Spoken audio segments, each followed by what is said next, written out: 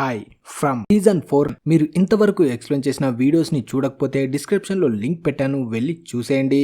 Starting లోనే colony house basement లో బాయర్ ఒక సీక్రెట్ డోర్ ని కనిపెడతాడు. రాండల్ ఆ డోర్ అవతల వైపు ఏముందో చూడ్డానికి ప్రయత్నిస్తాడు, కానీ ఆ డోర్ అవతల నుండి పూర్తిగా సీల్ చేయబడి ఉంటుంది. వెంటనే రాండల్ ఈ విషయాన్ని జేడ్కి చెప్తాడు. అప్పుడు జేడ్, దీన్ని ఇలా సీల్ చేశారంటే ఖచ్చితంగా ఏదో బలమైన కారణమే ఉండి ఉంటుంది. మాన్స్టర్స్ ఇక్కడ నుంచి బయటికి రాకుండా ఉండడానికి ఇలా చేసి ఉంటారని అంటాడు. ఆ తర్వాత జేడ్ ఆ డోర్ పై మేక్ కొట్టి దానిపై ఆ మంత్రించిన రాయిని పెడతాడు. ఆ రాయి ఉంటే మాన్స్టర్స్ బయటికి రావు అని. ఆ తర్వాత వాళ్ళిద్దరూ వాళ్ళ నెక్స్ట్ ప్లాన్ కోసం రెడీ అవుతూ ఉంటారు. అంతలోనే బాయిడ్ పైకి వస్తాడు. అతను మిగతా వాళ్ళతో కలిసి హెన్రీ కోసం వెతుకుతుంటాడు, ఎందుకంటే హెన్రీ అక్కడ ఎక్కడ కనిపించాడు. అయితే హెన్రీ బార్ నుండి పూర్తిగా మందు తాగి మత్తులో తిరిగి వస్తాడు.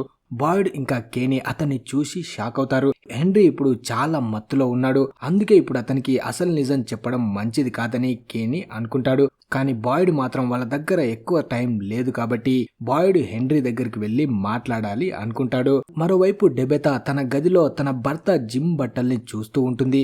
అప్పుడే ఈథన్ అక్కడికి వచ్చి, మమ్మీ, నాకు డాడీ బట్టలను చూస్తూ ఆయన జ్ఞాపకాల్లో ఉండడం చాలా ఇష్టమని చెప్తాడు. ఆ మాటలకు డెబెతా ఆనందిస్తుంది. అప్పుడే ఈథన్ జూలీ ఇంటికి వచ్చిందని చెప్పడంతో డెబెతా కూడా కిందికి వస్తానని అంటుంది. కిందకి వచ్చిన తర్వాత ఈథన్, డెబెతా ఇద్దరు కలిసి జూలీకి ఒక ముఖ్యమైన విషయాన్ని చెప్తారు. చెరువు దగ్గర ఉన్న ఆ పెద్ద పెద్ద బొమ్మలు బతికి వచ్చినప్పుడు వీళ్ళు ఆ వుడెన్ స్టిక్కుతో వాటిని ఎలా చంపేశారో మొత్తం వివరిస్తారు.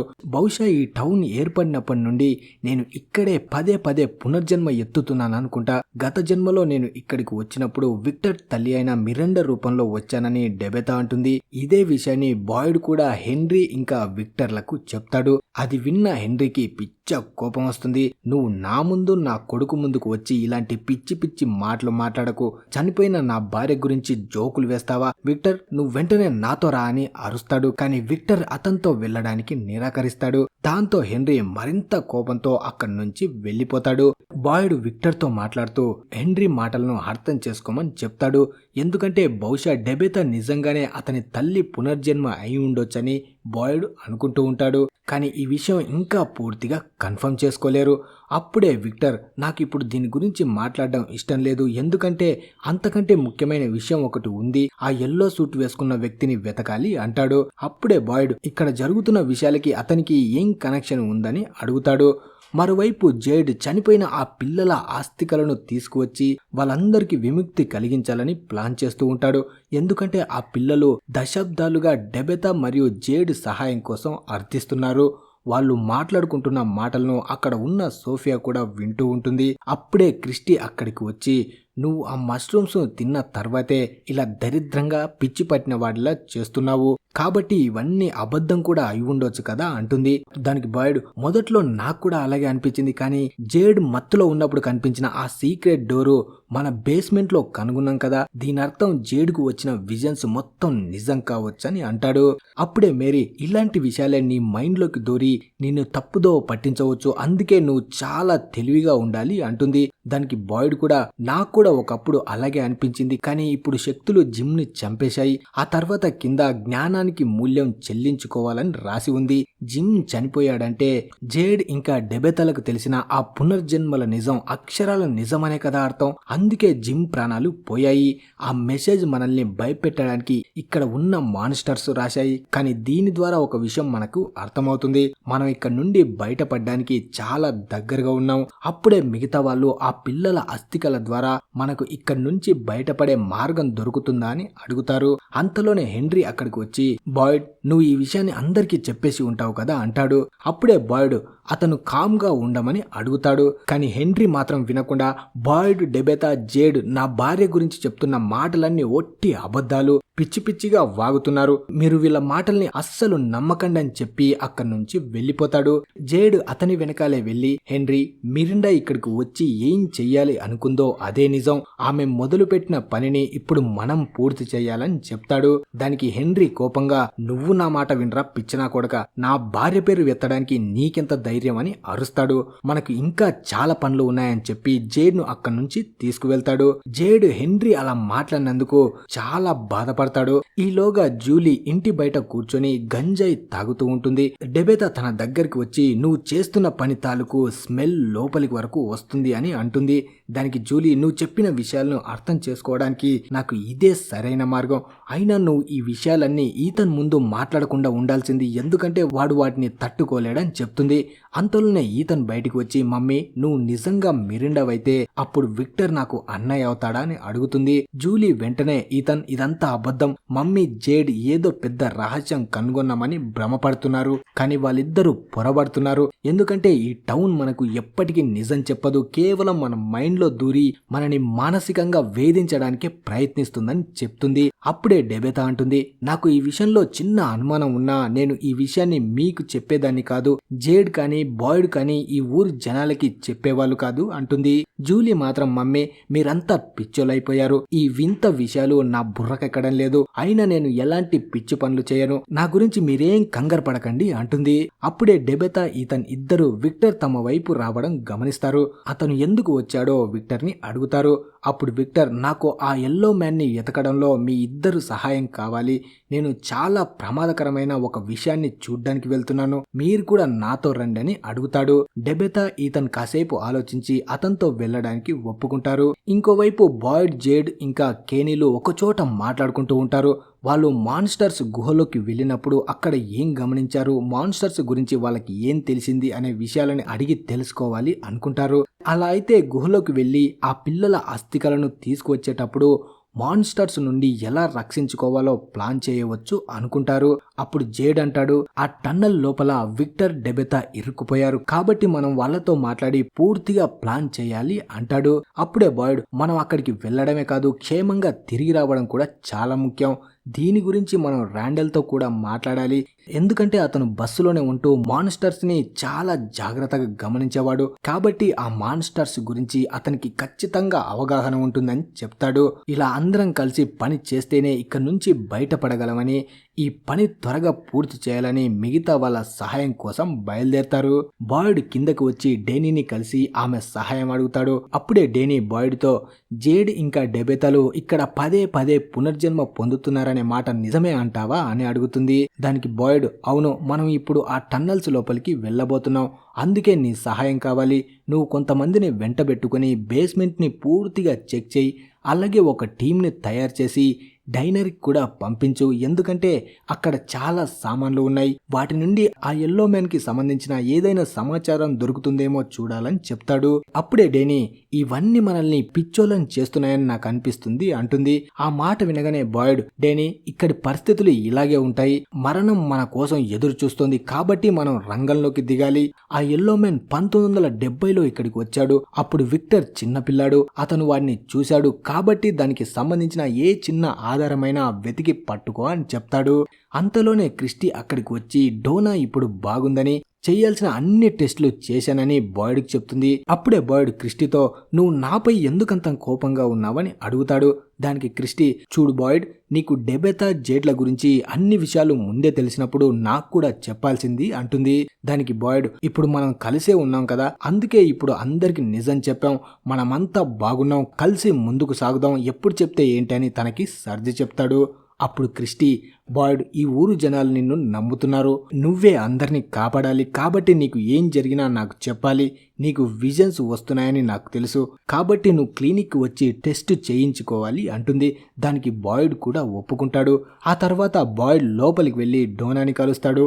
ఆమె ఇంతకు ముందు కంటే చాలా బెటర్గా ఉంటుంది, కానీ డోనా తనతో మాట్లాడుతూ బాయ్డ్ నువ్వు ఊరు జనాలనంతా ఒక చోట చేర్చావు, వాళ్ళ మైండ్స్ ఇప్పటికే పాడైపోయి ఉంటే నువ్వు వచ్చి జేడ్ డెబితాల పునర్జన్మల గురించి, చనిపోయిన పిల్లల అస్థికలు బయటికి తీయడం గురించి చెప్పి వాళ్ళని ఇంకా భయపెడుతున్నావని చాలా ఫీల్ అవుతుంది. దానికి బాయ్డ్ నాకు వేరే దారి లేదు డోనా అంటాడు. అప్పుడు డోనా నువ్వు కింద ఆ రహస్యమైన డోర్ కనిపెట్టావు కదా, దాని గురించి మనం భయపడాలా అంటుంది. దానికి బాయ్డ్ ఆ డోరు కింది నుండి పూర్తిగా సీల్ చేయబడింది, దాన్ని తెరవడం సాధ్యం కాదు, పైగా సేఫ్గా ఉండడానికి దానిపై ఆ మంత్రించిన రాయిని కూడా పెట్టామని చెప్తాడు. అప్పుడు డోనా ఆ చాడ్ శవాన్ని తగలబెట్టారని అడుగుతుంది. దానికి బాయ్డ్ మన శ్మశానంలో స్థలం లేదు, అందుకే కొత్త స్థలం వెతకాలని వారిని స్టోర్ రూమ్ లోనే పెట్టాము అంటాడు. అప్పుడు డోనా ఈసారి ఏదైనా మంచి వార్త ఉందా లేదా అని అడుగుతుంది. దానికి బాయ్డ్ డోనా మీరు ఆ బొమ్మలను చంపిన ఆ చెరువు దగ్గర అసలు ఏం జరిగిందో నాకు పూర్తిగా తెలియాలని అడుగుతాడు. దానికి డోనా నీకు అన్ని నేను నిజాలు చెప్పాను కదా అంటుంది. కానీ బాయిడ్ మాత్రం నాకు మళ్ళీ వినాలని ఉంది. ఆ స్టిక్కుతో బొమ్మల్ని చంపగలిగినప్పుడు మాన్స్టర్స్ని కూడా చంపగలమా లేదా అనేది నేను ఈ రాత్రి ప్రాక్టికల్గా ట్రై చేయబోతున్నానని తన ప్లాన్ని చెప్తాడు. డోనా చాలా కంగారు పడిపోతుంది. ఇది చాలా చెత్త ఐడియా బాయిడ్. నువ్వు గనక ఒక మాన్స్టర్ని చంపినా అవి గుంపులు గుంపులుగా దాడి చేస్తాయి. దాన్ని చంపడానికి వెళ్ళేవాడి ప్రాణాలకి చాలా డేంజర్ ఏర్పడుతుంది. గతంలో మనం ఒక మాన్స్టర్ని చంపినప్పుడు ఫాతిమా ఎంత నరకం అనుభవించిందో నీకు తెలుసు కదా అని అరుస్తుంది. కానీ బాయిడ్ మాత్రం నేను గుహలోకి వెళ్లే ముందు మాన్స్టర్స్ మనపై దాడి చేస్తే వాటి నుండి ఎలా తప్పించుకోవాలో ఒకసారి చెక్ చేసుకోవాలి అనుకుంటున్నాను అంటాడు. ఈలోగా డేనీ చాలా మందిని ఒక చోట చేర్చి ఎల్జిన్ లీడర్గా ఒక టీంని డైనర్ వైపు పంపిస్తుంది. మిగిలిన వాళ్ళతో కలిసి ఆమె బేస్మెంట్ను చెక్ చేయడానికి వెళ్తుంది. బాయిడ్ అక్కడి నుంచి వుడ్ స్టిక్ ని తీసుకొని బయలుదేరుతున్నప్పుడు సోఫియా చాలా భయపడుతుంది. ఇంకోవైపు మేరీ వచ్చి చాడ్ శవాన్ని చూస్తూ నిలబడుతుంది. అప్పుడే క్రిస్టి తన దగ్గరికి వచ్చి ఇక్కడెందుకు నిలబడ్డావని అడుగుతుంది.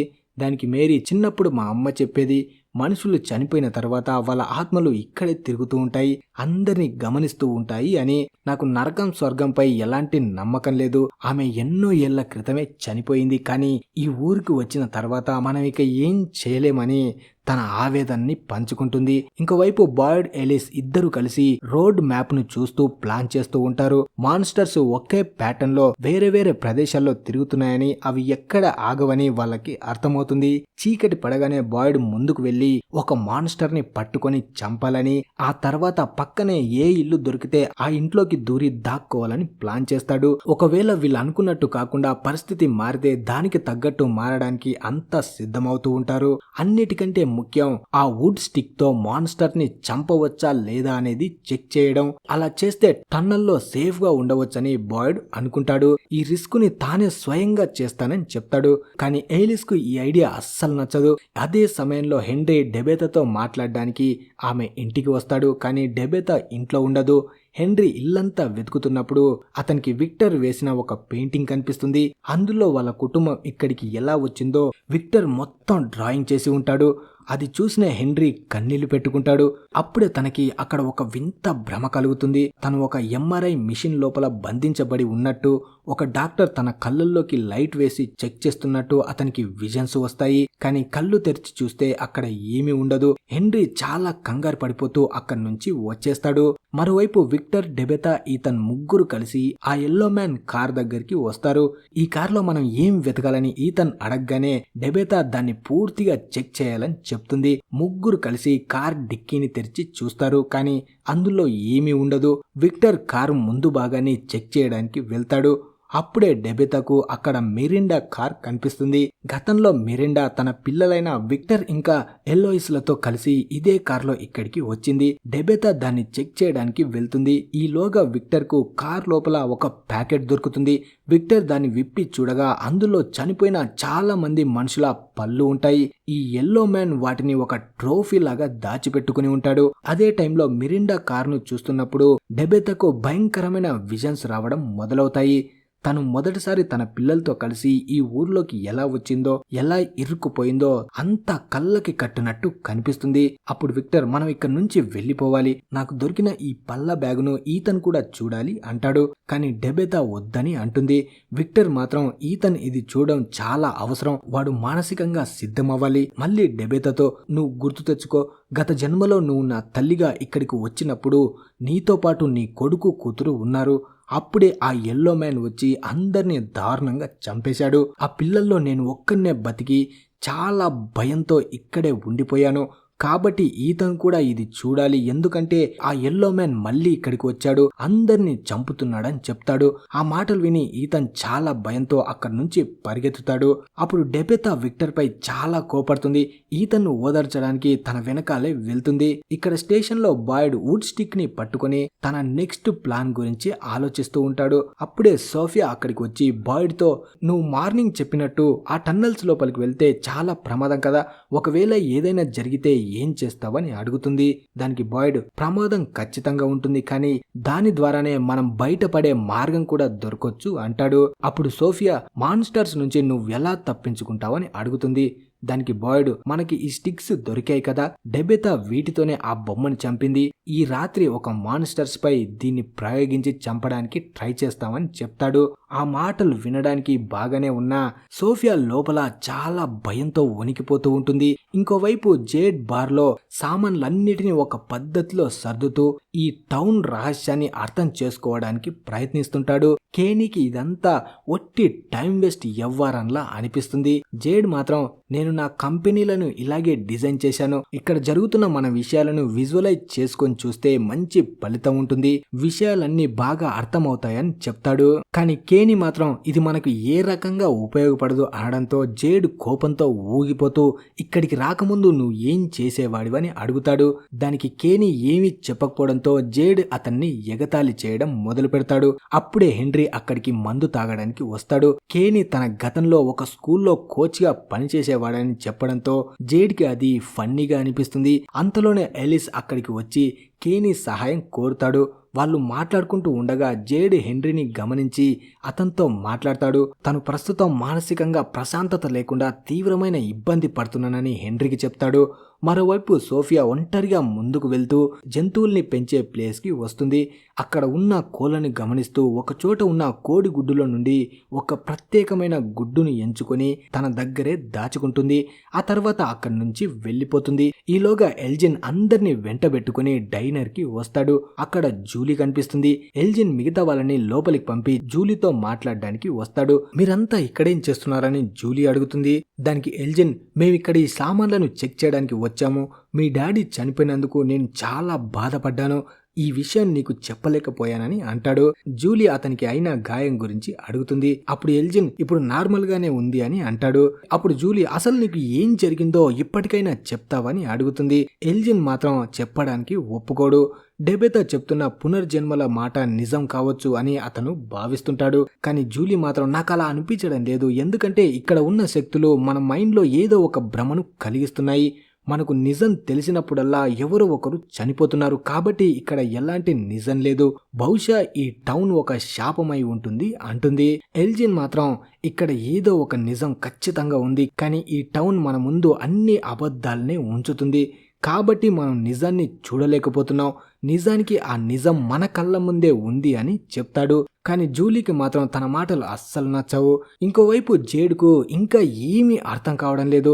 హెన్రీ అతనితో నువ్వు కాసేపు రెస్ట్ తీసుకో, ఇవన్నీ నాన్సెన్స్ విషయాలు, నా కొడుకు గురించి మిరిండా గురించి నువ్వు ఎవ్వరికి ఏమీ చెప్పుండాల్సింది కాదు అంటాడు. జేడ్ హెన్రీ పక్కన కూర్చొని నువ్వు దీని గురించి డెబెతాతో మాట్లాడావని అడుగుతాడు. దానికి హెన్రీ ఆమె ఇంట్లో లేదు, అయినా ఆమెతో నేనేం మాట్లాడాలి, నువ్వు నా భార్య పునర్జన్మవని అడగాల అంటాడు. అలా మాట్లాడుతూ ఉన్నప్పుడే హెన్రీకి మళ్ళీ సడన్ గా ఆ ఎంఆర్ఐ మిషన్ శబ్దం గట్టిగా వినిపించడం మొదలవుతుంది. తను ఒక హాస్పిటల్లో డాక్టర్ల మధ్య అనారోగ్యంతో ఉన్నట్టు, ఆ కల నుండి తను ఇప్పుడే మేల్కొన్నట్టు అనిపిస్తుంది. అప్పుడే తన కొడుకు విక్టర్ ఒక పెద్ద సక్సెస్ఫుల్ బిజినెస్ మ్యాన్ రూపంలో అక్కడికి వచ్చి అతన్ని చూస్తాడు. విక్టర్ని ఆ రూపంలో చూసి హెన్రీ చాలా భయంతో వణికిపోతూ ఆ విజన్స్ నుండి ఒక్కసారిగా మేల్కొంటాడు. భయంతో చెమటలు పట్టి అక్కడి నుంచి పరుగులు తీస్తాడు. జేడ్కి ఇదంతా చాలా వింతగా అనిపిస్తుంది. బహుశా హెన్రీకి మందెక్కువై ఉంటుంది, అందుకే ఇలా ప్రవర్తిస్తున్నాడు అనుకుంటాడు. తర్వాత సోఫియా ఎవ్వరికీ తెలియకుండా చాడు శవం ఉన్న చోటుకి వస్తుంది. చాడ్ని చూసిన సోఫియా తన దగ్గర ఉన్న కోడిగుడ్డుపై ఏవో మంత్రాలు చదవడం మొదలు పెడుతుంది. ఆ మంత్రాన్ని చదివి ఆ కోడిగుడ్డును చాడ్ శరీరంపై కొడుతుంది. నువ్వు ఇక ఆట మొదలెట్టాల్సిన సమయం వచ్చిందని చాడ్తో చెప్తుంది. వెంటనే సోఫియా అక్కడి నుంచి వెళ్ళిపోతుంది. కానీ చాడ్ శరీరంలో ఏదో వింత మార్పులు మొదలవుతాయి. తర్వాత రాత్రి కాగానే బాయిడ్ గంట మోగిస్తూ అందరినీ వాళ్ళ గదిలోకి వెళ్లి పడుకోమని చెప్తాడు. అదే సమయంలో కాలనీ హౌస్లో ఫాతిమా డోనా తన రూమ్ నుండి బయటికి వెళ్లడం గమనించి ఆమెను ఆపుతుంది. నువ్వు వెంటనే నీ బెడ్ పైకి వెళ్లి రెస్ట్ తీసుకోవాలని చెప్తుంది. దాంతో డోనా తన మాటలను వింటుంది. డోనాకు ఫాతిమా కడుపులో పెరుగుతున్న ఆ భయంకరమైన మాన్స్టర్ బేబీ గురించి తెలుసు. ఫాతిమా, ఐలిస్ కూడా బాయిడ్ ఇంకా కేనీలకు సహాయం చేయడానికి వెళ్తారు. జేడ్ డెబెతల మాటలు నిజం కావచ్చు, అందుకే బాయిడ్ ఈ రిస్క్ తీసుకుంటున్నాడు. ఇది మనకు ఇక్కడ నుంచి బయటపడే గొప్ప అవకాశం అని డోనాకు చెప్తూ మెడిసిన్ ఇస్తుంది. అప్పుడు డోనా ఫాతిమాతో, నువ్వు ఫస్ట్ కంటే చాలా వింతగా మాట్లాడుతున్నావు అనగానే ఫాతిమా, నేను మాన్స్టర్స్ కి జన్మనిచ్చాను, బహుశా ఆ తర్వాతే నేను పూర్తిగా మారిపోయి ఉంటాను అంటుంది. ఇప్పుడు డోనా ఆమె బాధను అర్థం చేసుకుంటుంది. అంతలోనే సోఫియా కాలనీ హౌస్ కి వచ్చి ఈ రాత్రి బాయిడ్ టౌన్ లో మాన్స్టర్స్ తో పోరాడబోతున్నాడని, అందుకని తను ఇక్కడే ఉండి సురక్షితంగా ఉండాలని చెప్తుంది. ఊరి జనాలందరూ పడుకున్న తర్వాత బాయిడ్, కేనీ, ఐలిస్లు కలుస్తారు. చుట్టుపక్కల ఇళ్లలో ఉన్న వాళ్ళందరూ అంత నార్మల్ గానే ఉంచమని, తను డోర్ దగ్గరికి రాగానే అందరూ అలర్ట్ అవ్వాలని వివరిస్తాడు. బాయిడ్ బయటకు వెళ్లడానికి సిద్ధమవుతూ ఉంటాడు. ఏలిస్, కేనీలు అతన్ని ఆపుతారు. అప్పుడు కేనీ, ఈ రాత్రి నువ్వు బయటికి వెళ్లడం లేదు, నీ బదులు నేను బయటికి వెళ్తానని అంటాడు. బాయిడ్ వద్దని ఎంత చెప్పినా, నేను నీ సెకండ్ ఇన్ కమాండ్ గా పనిచేస్తున్నాను కాబట్టి ఈ బాధ్యత నాదే అని కేనీ గట్టిగా చెప్తాడు. అప్పుడు ఏలిస్ కూడా అంటాడు, అవును డాడ్, నీ ప్రాణాలు చాలా ముఖ్యం, నిన్ను చూస్తే ఈ ఊరి జనాలకి ఒక నమ్మకం, ఆశ కలుగుతున్నాయి అంటాడు. అంటే కేనీ ప్రాణాలు ముఖ్యం కదా అని బాయిడ్ కోపంగా అడుగుతాడు. అప్పుడు కేనీ, నా ఉద్దేశం అది కాదని చెప్తాడు. ఏలిస్ కూడా, డాడ్, నీ శారీరక స్థితి ప్రస్తుతం బాగోలేదు, ఒకవేళ మాన్స్టర్స్ ముందు నీ చేతులు కాళ్ళు వనకడం మొదలైతే నువ్వు ప్రమాదంలో ఇరుక్కుపోతావని చెప్పగానే బాయిడ్ చేతులు నిజంగానే వనకడం మొదలవుతాయి. దాంతో బాయిడ్ ఏం చేయలేకపోతాడు. ఇక పూర్తిగా రాత్రి అవడంతో ఊరంతా మాన్స్టర్స్ తిరగడం మొదలవుతాయి. ఇళ్లలో ఉన్న వాళ్ళంతా కిటికీల నుండి వాటిని గమనిస్తూ ఉంటారు. అప్పుడు బాయిడ్ కేనీతో, నువ్వే మొదట బయటికి వెళ్ళు, ఒకవేళ దాన్ని చంపిన తర్వాత తిరిగి రాకపోతే పరిస్థితిని బట్టి ప్లాన్ మార్చుకో అని చెప్తాడు. కేనీ సరేనని బాయిడ్కి చెప్పి బయటకు వస్తాడు. అదే టైంలో కాలనీ హౌస్లో సోఫియా తన మంత్రాలు చదవడం స్టార్ట్ చేస్తుంది. ఆ మంత్రాల శక్తి వల్ల చాడ్ శరీరంలోకి ప్రాణం రావడం మొదలవుతుంది. చాడ్ ఆత్మ ఇంకా శరీరంలోనే ఉంటుంది, కానీ అతని నోరు పూర్తిగా కుట్టేసి ఉండడం వల్ల నొప్పితో విపరీతంగా తల్లడిల్లిపోతూ ఉంటాడు. ఆ నరకం నుండి విముక్తి పొందడానికి చాడ్ తన నోటి కుట్లను తానే స్వయంగా దారుణంగా చింపేసుకుంటాడు. మరోవైపు బాయిడ్ పక్కనే ఒక మాన్స్టర్ రావడం గమనించి కేనీ బయటికి వెళ్ళమని సైగ చేస్తాడు. కేనీ ధైర్యంగా బయటికి వచ్చి ఆ మాన్స్టర్ ముందుకు వెళ్తాడు. వెళ్ళగానే తన దగ్గర ఉన్న వుడ్ స్టిక్ ని ఆ మాన్స్టర్ శరీరంలోకి బలంగా గుచ్చుతాడు. ఆ మాన్స్టర్ గట్టిగా అరవడం మొదలవుతుంది. కానీ ఇక్కడే ట్విస్ట్ ఏంటంటే, ఆ అరుపు వినగానే చుట్టుపక్కల ఇళ్ల దగ్గర ఉన్న మాన్స్టర్స్ మొత్తం అన్ని ఒక్కసారిగా అక్కడికి వచ్చేస్తాయి. మాన్స్టర్స్ అన్ని ముందే ప్లాన్ చేసుకుని ఇళ్ల దగ్గర కాపలాగా ఉన్నాయని, బాయిడ్ వేసిన ప్లాన్ వాటికి ముందే తెలుసని కేనీకి అర్థమవుతుంది. అంతలోనే చనిపోతున్నట్లు నటించిన ఆ మాన్స్టర్ తన శరీరం నుండి ఆ స్టిక్ ని సులువుగా బయటికి తీసేస్తూ, మేమంతా ఇంతసేపు కేవలం నాటకం ఆడామని క్రూరంగా నవ్వుతుంది. అది చూసి కేనీ గుండె ఆగినంత పనవుతుంది. మాన్స్టర్స్ అన్ని అతన్ని పట్టుకోవడానికి ముందుకు దూసుకువస్తాయి. కేనీ ప్రాణాలు అరచేతుల్లో పెట్టుకుని పక్కన ఉన్న బస్సు లోపలికి దూరి డోర్ ని లాక్ చేసుకోవడానికి ప్రయత్నిస్తాడు. కానీ అప్పుడే ఆ నవ్వుతున్న మాన్స్టర్ వచ్చి ఆ బస్సు డోర్ ను గట్టిగా పట్టుకుంటుంది. విచిత్రంగా స్మైలీ కళ్ళతో చూస్తున్న ఆ భయంకరమైన దృశ్యం కాలనీ హౌస్ లో ఉన్న ఫాతిమాకు కూడా విజన్ లాగా కనిపిస్తుంది. బస్సు లోపల స్మైలీ నుండి తప్పించుకోవడానికి కేనీ బస్ పైకి ఎక్కి కూర్చుంటాడు. మాన్స్టర్స్ అన్ని బస్సును చుట్టుముట్టేస్తాయి. స్మైలీ కూడా బస్సు పైకి ఎక్కి కేనీ ముందుకు వచ్చి క్రూరంగా నవ్వుతుంది. కేనీ, ఇప్పుడు నువ్వు దొరికిపోయావు, నీ తండ్రిని కూడా నేనే చంపాను, చనిపోయేటప్పుడు అతను నొప్పితో చాలా గట్టిగా అరిచాడు, ఇప్పుడు నువ్వు కూడా అతనిలాగే అరుస్తావా అని అడుగుతాడు. ఆ మాటలు వినగానే కేనీకి పిచ్చ కోపం వస్తుంది. స్మైలీ తన అసలు భయంకరమైన రూపంలోకి మారి కేనీని తినబోతూ ఉండగా ఎక్కడో ఉన్న ఫాతిమా నొప్పితో గట్టిగా అరుస్తుంది. ఆ అరుపు ప్రభావం వల్ల స్మైలీ తన శరీరంపై కంట్రోల్ కోల్పోతాడు. ఆ గ్యాప్ లో కేనీ అతన్ని బలంగా వెనక్కి తోసేయడంతో స్మైలీ బస్సు పై నుండి కిందకి పడిపోతాడు. కేనీ వెంటనే కిందకి దూకి బస్ డోర్ ను మూసేసి దానిపై ఆ మంత్రించిన రాయిని పెడతాడు. స్మైలీతో పాటు మిగతా మాన్స్టర్స్ అన్ని బస్సు బయట నిలబడి కేనీ వైపు కోపంగా చూస్తూ ఉండిపోతాయి. ఇక్కడ కాలనీ హౌస్ లో ఉన్న ఫాతిమా కూడా అర్థం కానట్టు ఉంటుంది. ఎందుకంటే ఇప్పుడు తన లోపలికి కూడా వింత పవర్స్ వచ్చి ఉంటాయి. ఇదే టైంలో చాడ్ కాలనీ హౌస్ లోపలికి వస్తాడు. అతను తీవ్రమైన భయంతో వణికిపోతూ అక్కడ ఉన్న వాళ్ళ దగ్గరికి వచ్చి సహాయం చేయమని అర్థం లేని రీతిలో అడుగుతూ ఉంటాడు. ఎల్జిన్ వెంటనే మిగతా మాన్స్టర్స్ లోపలికి రాకుండా మెయిన్ డోర్ ను గట్టిగా బంధిస్తాడు. చాడ్ నొప్పితో నరకం అనుభవిస్తున్నప్పుడు క్యాట్ అతనికి పాత జ్ఞాపకాలను గుర్తు చేయడానికి ట్రై చేస్తుంది. వాళ్ళంతా కలిసి ఉన్న రోజుల్ని తనకి చెప్తుంది. కానీ చాడ్ ఆ నొప్పితో మరింత దారుణంగా గట్టిగా అరుస్తాడు. చాడ్ పడుతున్న నరకాన్ని చూడలేక ఎల్జిన్ తన దగ్గర ఉన్న వుడ్ స్టిక్ తో చాడ్ ని అక్కడికక్కడే పొడిచి చంపేస్తాడు. చాడ్ మళ్ళీ చనిపోవడం చూసి క్యాట్ వెక్కి వెక్కి ఏడవడం మొదలు పెడుతుంది. ఈసారి చాడ్ నిజంగానే చనిపోయాడని అక్కడ ఉన్న వాళ్ళంతా మాట్లాడుకుంటూ ఉంటారు. అప్పుడే బాయిడ్ అక్కడికి వచ్చి ఇంకెవరైనా గాయపడ్డారని అడుగుతాడు.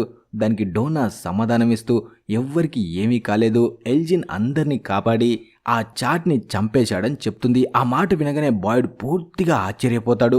మరోవైపు మాన్స్టర్స్ చేసిన దాడి కారణంగా అక్కడ ప్రజలంతా చాలా భయంతో ఉంటారు. ఆ మంత్రించిన రాళ్ళు ఉన్నప్పటికీ ఇప్పుడు వాళ్ళు సురక్షితంగా లేమని భావిస్తుంటారు. ఎలాగైనా జనాల్ని కాపాడాలని డోనా అనుకుంటుంది.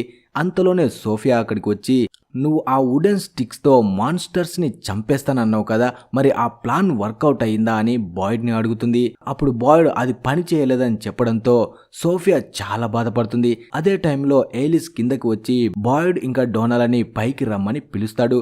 బాయిడ్ ఆ శవాన్ని తగలబెట్టే బాధ్యతను డోనాకి అప్పగించి వాళ్లతో పాటు పైకి వెళ్తాడు. పై అంతస్తులో ఫాతిమా తనకు జరిగిన విషయాలన్నిటినీ బాయిడ్ ఇంకా డోనాలకు చెప్తుంది.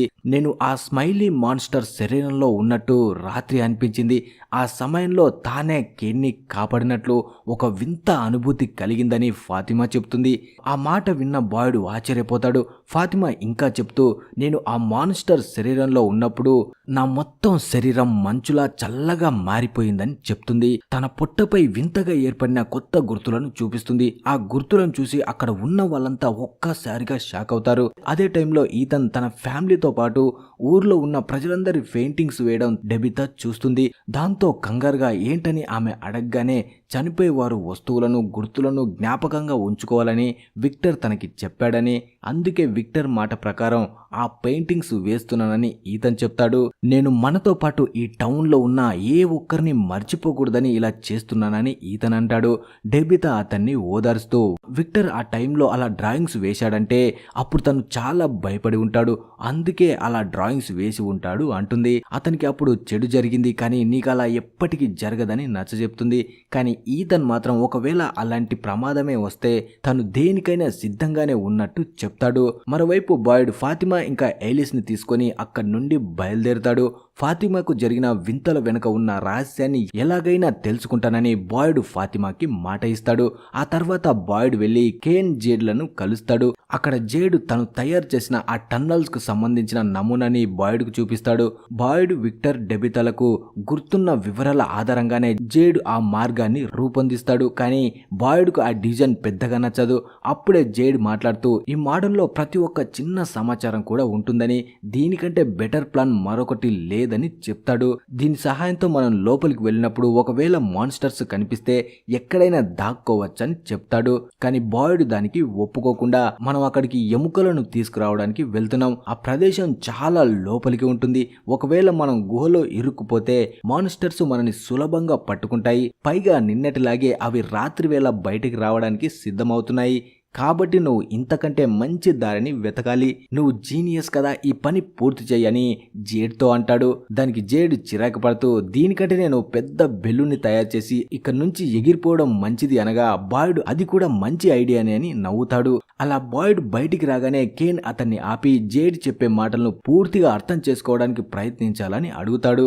కానీ గుహ నుండి బయటికి రావడానికి ఇంకో దారి దొరికేంత వరకు అస్సలు ఆ గుహ లోపలికి వెళ్లే ప్రసక్తే లేదని బాయిడ్ స్పష్టంగా చెప్తాడు. అప్పుడే కేని ఈ విషయం గురించి అందరికి చెప్పేస్తాం అంటాడు. కానీ బాయిడ్ మాత్రం ఇంకా కొంతమందితో కలిసి టన్నల్లో వేరే దారులు వెతకాలి, అలా అన్ని ఏర్పాట్లు పూర్తయ్యాకే మనం లోపలికి వెళ్తాము, అంతవరకు ఎవ్వరిని లోపలికి వెళ్ళనిచ్చి ప్రాణాలు పోగొట్టుకొనివ్వనని చెప్తాడు. అంతలోనే బాయిడ్ కు గన్ ఫైరింగ్ శబ్దాలు వినిపిస్తాయి. కానీ ఆ శబ్దం కేవలం అతనికి మాత్రమే వినిపిస్తుంది. దాంతో బాయిడ్ కేనీతో తాను క్లినిక్ కి వెళ్లి ఫాతిమాను చూసి వస్తానని చెప్పి అక్కడి నుంచి బయలుదేరుతాడు.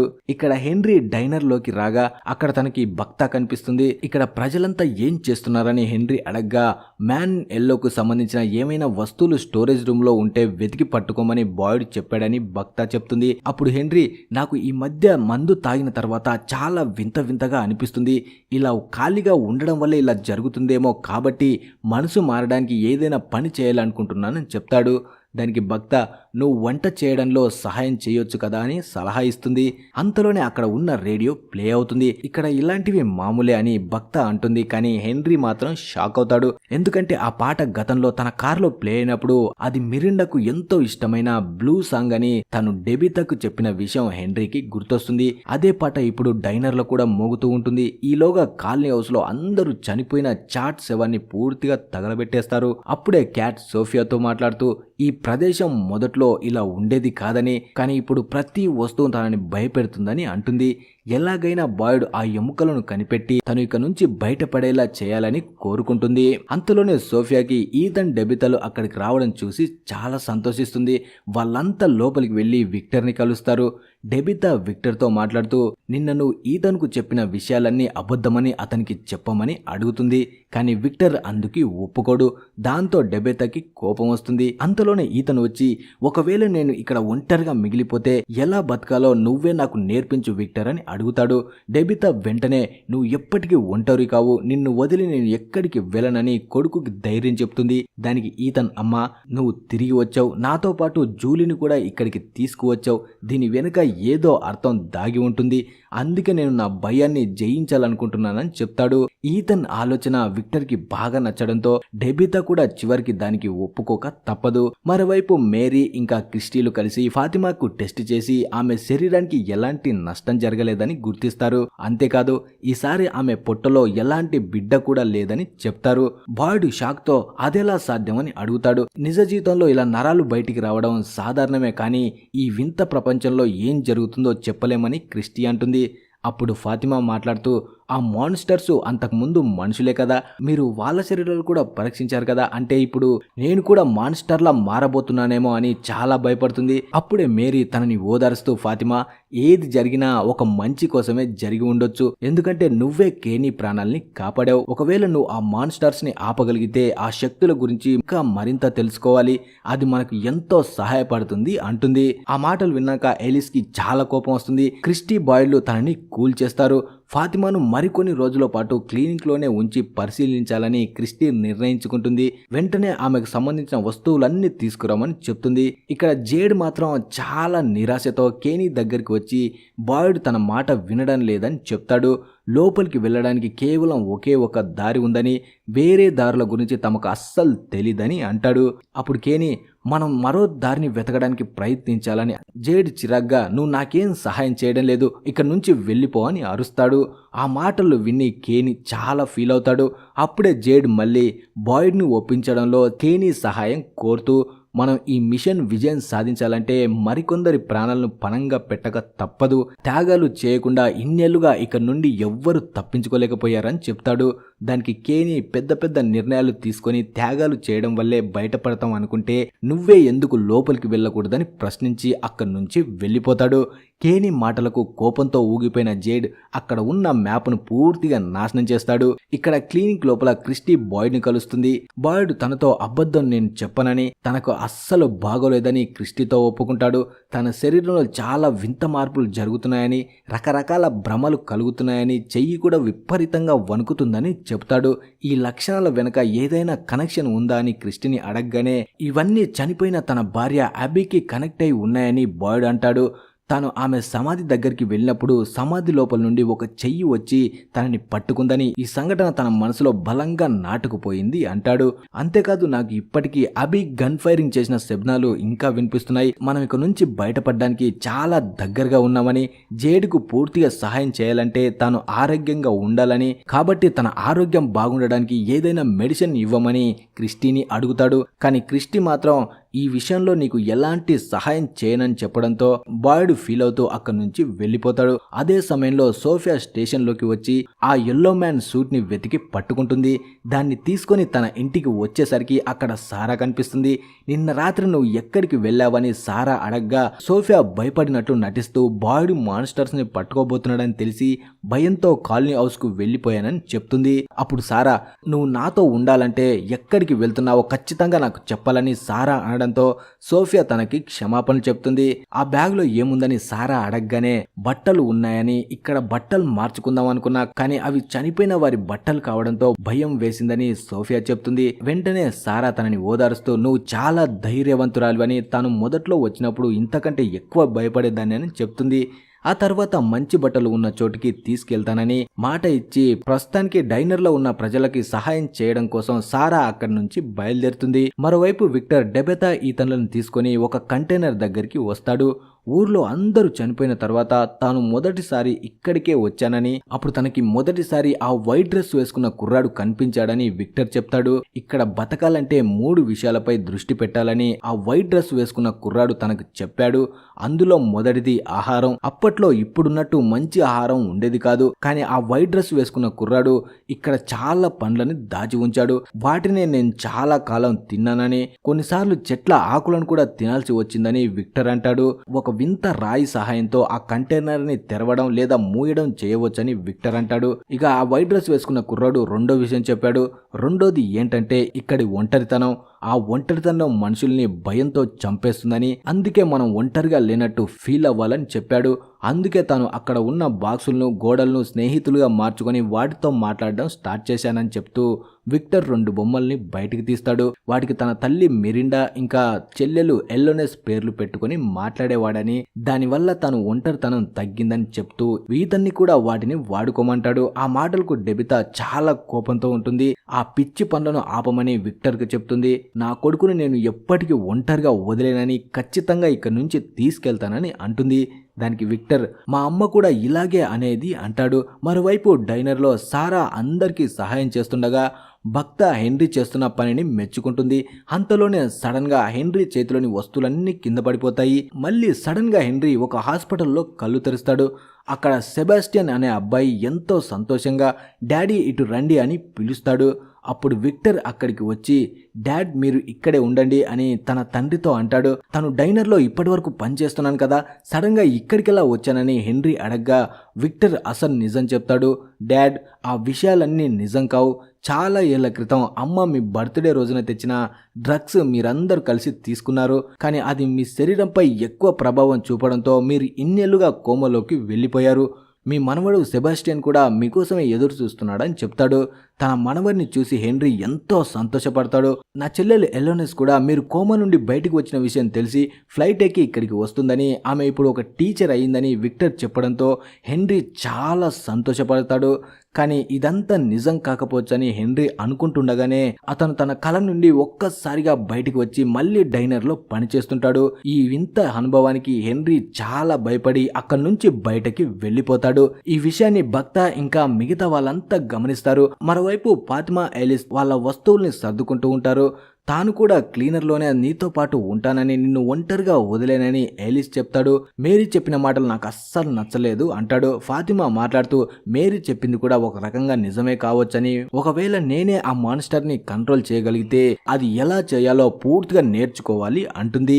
ఇన్ని కష్టాల తర్వాత తనకి పోరాడే శక్తి లభిస్తుందని, దీనివల్ల అందరం కలిసి ఇంటికి వెళ్ళొచ్చని చెప్తుంది. కానీ ఈ శక్తులు నిన్ను లోపల నుండి నాశనం చేస్తాయని ఎలిస్ అనగానే తనకి ఏమైనా పర్లేదని ఫాతిమా అంటుంది. కానీ ఏలిస్ మాత్రం నాకు నీ గురించి ఆలోచన ఉంది, నిన్ను కోల్పోవడం నాకు ఇష్టం లేదని అంటాడు. ఫాతిమా అతన్ని ఓదారుస్తూ దేనికైనా సిద్ధపడక తప్పదని అంటుంది. మరోవైపు క్రిస్టీ మేరీతో మాట్లాడుతూ ఫాతిమాతో అలా మాట్లాడడం కరెక్ట్ కాదని, ఆమెకి ఏం జరుగుతుందో మనకు తెలియదని అంటుంది. కానీ రాత్రిపూట వచ్చే మాన్స్టర్స్ ని ఆపడానికి ఫాతిమా శక్తులు ఉపయోగపడతాయని మేరీ తనతో గట్టిగా వాదిస్తుంది. ఇక్కడ పరిస్థితులు అస్సలు మనకి మంచి చేయవని క్రిస్టీ ఎంత చెప్పినా సరే ఇంటికి వెళ్ళాలంటే మనకి ఇవన్నీ అవసరమేనని మేరీ అంటుంది. చివరికి క్రిస్టీ ఫాతిమా నా పేషెంట్ అని, కాబట్టి నువ్వు జోక్యం చేసుకోకూడదని గట్టిగా చెప్పి అక్కడి నుంచి వెళ్ళిపోతుంది. మరోవైపు జేడ్ సామాన్లన్నీ సర్దుకుంటుండగా ఒక బకెట్ పై తను గీసిన గుహల డిజైన్ అతనికి కనిపిస్తుంది. ఆ గుర్తులను చూడగానే అతనికి పాత విషయాలన్నీ గుర్తుకు వస్తాయి. ఆ గుహ చాలా పెద్దదని, పైకి వెళ్ళడానికి ఒక గుర్తుతో కూడిన దారి ఉందని తనకి గుర్తుకు రావడంతో జేడ్కు అక్కడి నుంచి బయటపడడానికి రెండో మార్గం దొరుకుతుంది. అదే టైంలో బాయిడ్ రూమ్ నుండి ఎవరో ఎల్లో మ్యాన్ డ్రెస్ ని దొంగిలించి పారిపోయారని కేనీ బాయిడ్లకి తెలుస్తుంది. తన అనుమతి లేకుండా లోపలికి ఎవ్వరూ రాలేరని బాయిడ్ ఆశ్చర్యపోతుండగా జేడ్ వెంటనే పరిగెట్టుకుంటూ అక్కడికి వచ్చి, బాయిడ్ నాకు ఇంకో దారి దొరికింది, బాటిల్ ట్రీ ద్వారా మనం ఆ గుహలోకి వెళ్ళొచ్చు, నాతో రండి అని పిలుస్తాడు. దాంతో ఆ ముగ్గురు అక్కడికి బయలుదేరుతారు. ఈలోగా సోఫియా డెబెతా ఇంట్లోకి వెళ్లి అక్కడ ఉన్న పెయింటింగ్స్ ని దొంగిలించడం స్టార్ట్ చేస్తుంది. మరోవైపు డెబెతా ఈథన్ కు నచ్చజెప్తూ జేడ్ బాయిడ్లు దారి వెతుకుతున్నారని, త్వరలోనే ఇంటికి వెళ్తామని అంటుంది. కానీ మిరిండా కూడా అందరినీ ఇంటికి తీసుకువెళ్తానని చెప్పి చివరకు అందరూ చనిపోయారని, ఇప్పుడు కూడా అలాగే జరుగుతుందేమో అని ఈథన్ భయపడతాడు. డెబెతా అతడి చెయ్యి పట్టుకొని ఈసారి పరిస్థితులు వేరని, మిరిండా చేసిన ప్రయత్నాలన్నీ తనకు గుర్తున్నాయని చెప్తుంది. అప్పుడే డెబితా విక్టర్తో మిరిండా నిన్ను ఎంతో ప్రేమించిందని, ఆమెకు దొరకని సమాధానాలు ఇప్పుడు తనకు దొరుకుతాయని అంటుంది. ఆ బాటిల్ ట్రీ దగ్గరికి నేను వెళ్ళడానికి, ఆ టవర్ చేరుకోవడానికి మిరిండానే తనకి సహాయం చేసిందని, అందుకే నేను మీ నాన్నని తిరిగి తీసుకురాగలిగానని చెప్తుంది. తను కేవలం చనిపోయిన పిల్లల్ని విడిపించడానికి మాత్రమే రాలేదని, విక్టర్తో పాటు ఇక్కడ ఉన్న అందరినీ ఇంటికి తీసుకువెళ్తానని మాట ఇస్తుంది. దాంతో విక్టర్ ఈతన్లు ఎంతో సంతోషిస్తారు. ఆ తర్వాత జేడ్, బాయిడ్ ఇంకా కేనీలు బాటిల్ ట్రీ దగ్గరికి వస్తారు. ఈ చెట్టు కిందే ఆ గుహ ఉంది, కాకపోతే కొమ్మలతో అది కప్పబడిందని వివరిస్తాడు. మనం ఖచ్చితంగా ఆ ఎముకలు ఉన్న ప్లేస్ పైన నిలబడ్డామని చెప్తూ బాయిడ్ ఒక టీంను మెయిన్ దారి గుండా లోపలికి పంపిద్దాం, మరో టీం ఇక్కడికి వెహికల్స్ తెచ్చి ఈ చెట్టును తీసేయడానికి ప్రయత్నిస్తుంది. ఈ లోపలికి వెళ్ళిన టీం ఎముకల్ని తీసుకొని పైకి రాగానే రెండో టీం చెట్టును తొలగించేసి వాళ్ళని మాన్స్టర్స్ నుంచి కాపాడుతుందని ప్లాన్ చెప్తాడు. కేనీకి ఈ ఐడియా నచ్చుతుంది, కానీ బాయిడ్ మాత్రం ఒప్పుకోడు. ఒకవేళ రెండో టీం చెట్టును తొలగించకపోతే లోపల టీం మాన్స్టర్స్ మధ్య ఇరుక్కుపోతుందని, ప్లాన్ బి లేకుండా 6 ప్రాణాలను పణంగా పెట్టలేనని బాయిడ్ చెప్తాడు. దాంతో జేడ్ కోపంతో ఊగిపోతూ అక్కడి నుంచి వెళ్ళిపోతాడు. అంతలోనే బాయిడ్ కు కేనీ ఎదురుగా వస్తూ కనిపిస్తాడు. చూస్తూ ఉండగానే కేనీకి బుల్లెట్ తగిలి అక్కడే ప్రాణాలు వదిలేస్తాడు. బాయిడ్ చుట్టూ చూసేసరికి జేడ్, డెబెతా, డోనా శవాలు కనిపిస్తాయి. అలాగే ఒక లేడీ ఎలిస్ శవం పక్కన కూర్చొని ఉంటుంది. ఆమె మరెవరు కాదు, బాయిడ్ భార్య అబీ. నోటి నుండి రక్తం కారుతూ బాయిడ్ వైపు చూస్తుంది. ఈ ఘోరమైన భ్రమలు తట్టుకోలేక బాయిడ్ ఆకాశం వైపు చూస్తూ, నీకు నా నుండి ఏం కావాలి సూటిగా చెప్పు దేవుడా అని గట్టిగా అరుస్తాడు. మరోవైపు హెన్రీ మిరిండా సమాధి దగ్గరికి వచ్చి భయంతో వణికిపోతూ ఉంటాడు. తనకు కనిపిస్తున్న భ్రమలన్నీ నిజమైన స్వర్గంలా ఉన్నాయని, ఆ ఊర్లో విక్టర్ బాగున్నాడని, తనకు మనవడు కూడా ఉన్నాడని అనుకుంటాడు.